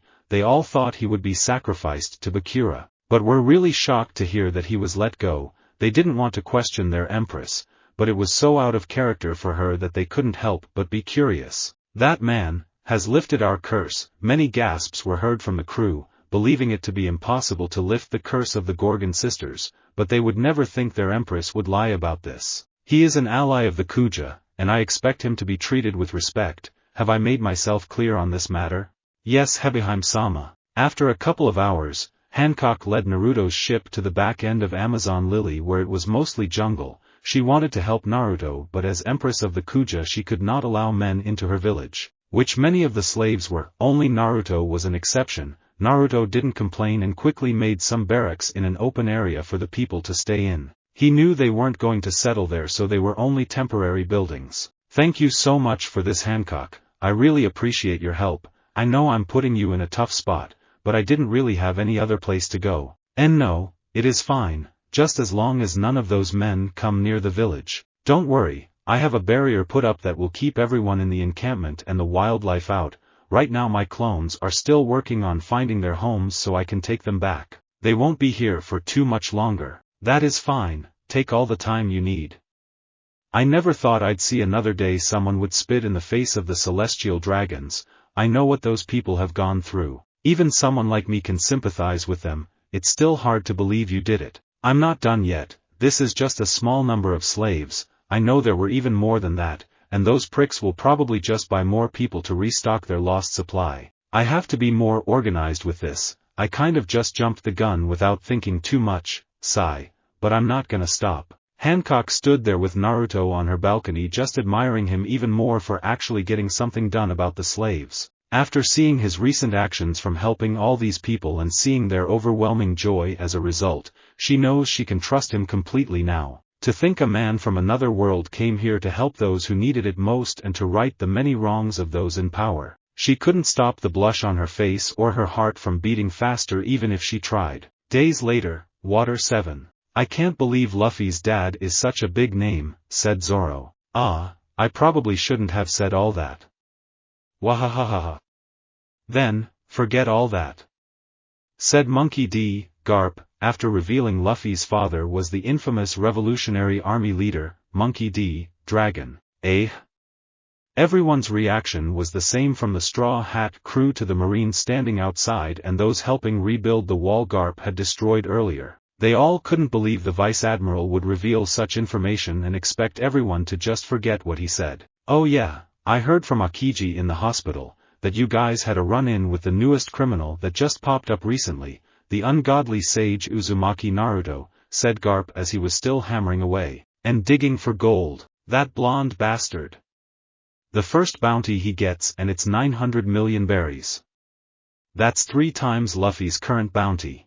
said Sanji as he pulled out the bounty poster of Naruto, pointing at it accusingly. Luffy was crouched under the table with his back turned, unhappy his bounty was lower than someone else's that was involved in the Enies lobby incident. You really are jealous, Sanji-kun, said Nami. Sanji was on all fours with an air of shame around him and mumbling to himself after Nami's comment. You're blonde too, you idiot, and it's probably because he has a better picture than you, said Zoro. Sanji soon picked himself up and started butting heads with Zoro, with the two men growling at each other. The picture of Naruto's bounty was taken from above that showed Naruto in a defensive stance surrounded by beaten, bruised, and broken bodies of marines on the deck of a warship. Naruto was also looking directly at the camera when the picture was taken, and he had a wide grin which made it look like he was having fun, but what made everyone nervous about it was that the government edited the picture to make it look like a massacre with blood spilling from the bodies and Naruto himself covered in blood. They were trying to paint him as a deranged killer that needed to be hated and hunted by the world.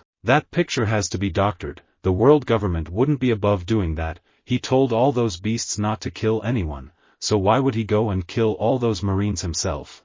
He even let Akiji live when he obviously had the upper hand, thought Robin. Yeah, he destroyed one of the gates of justice, he annihilated the Buster Call with the help of some kind of unknown monsters. He defeated Akiji without sustaining any serious injuries, which is a black mark for the world government in itself.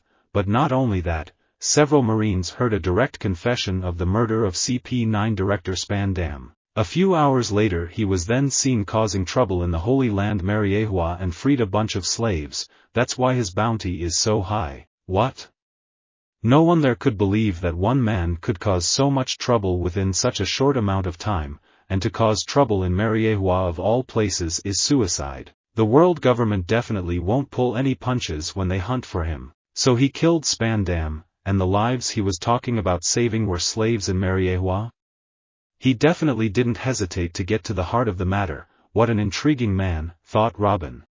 From what I heard, it looks like he was concerned about causing too much collateral damage and got away with a few hundred slaves before any of the two other admirals could get there. We still don't know how he did it or where he went, but for a rookie criminal, he is considered to becoming one of the most dangerous men in the world right now. Vice Admiral, that was supposed to be classified information, sir, said Garp's right-hand man. Oh crap, don't tell anyone I told you that. Everyone just had sweat drops, already getting used to the Vice Admiral's personality.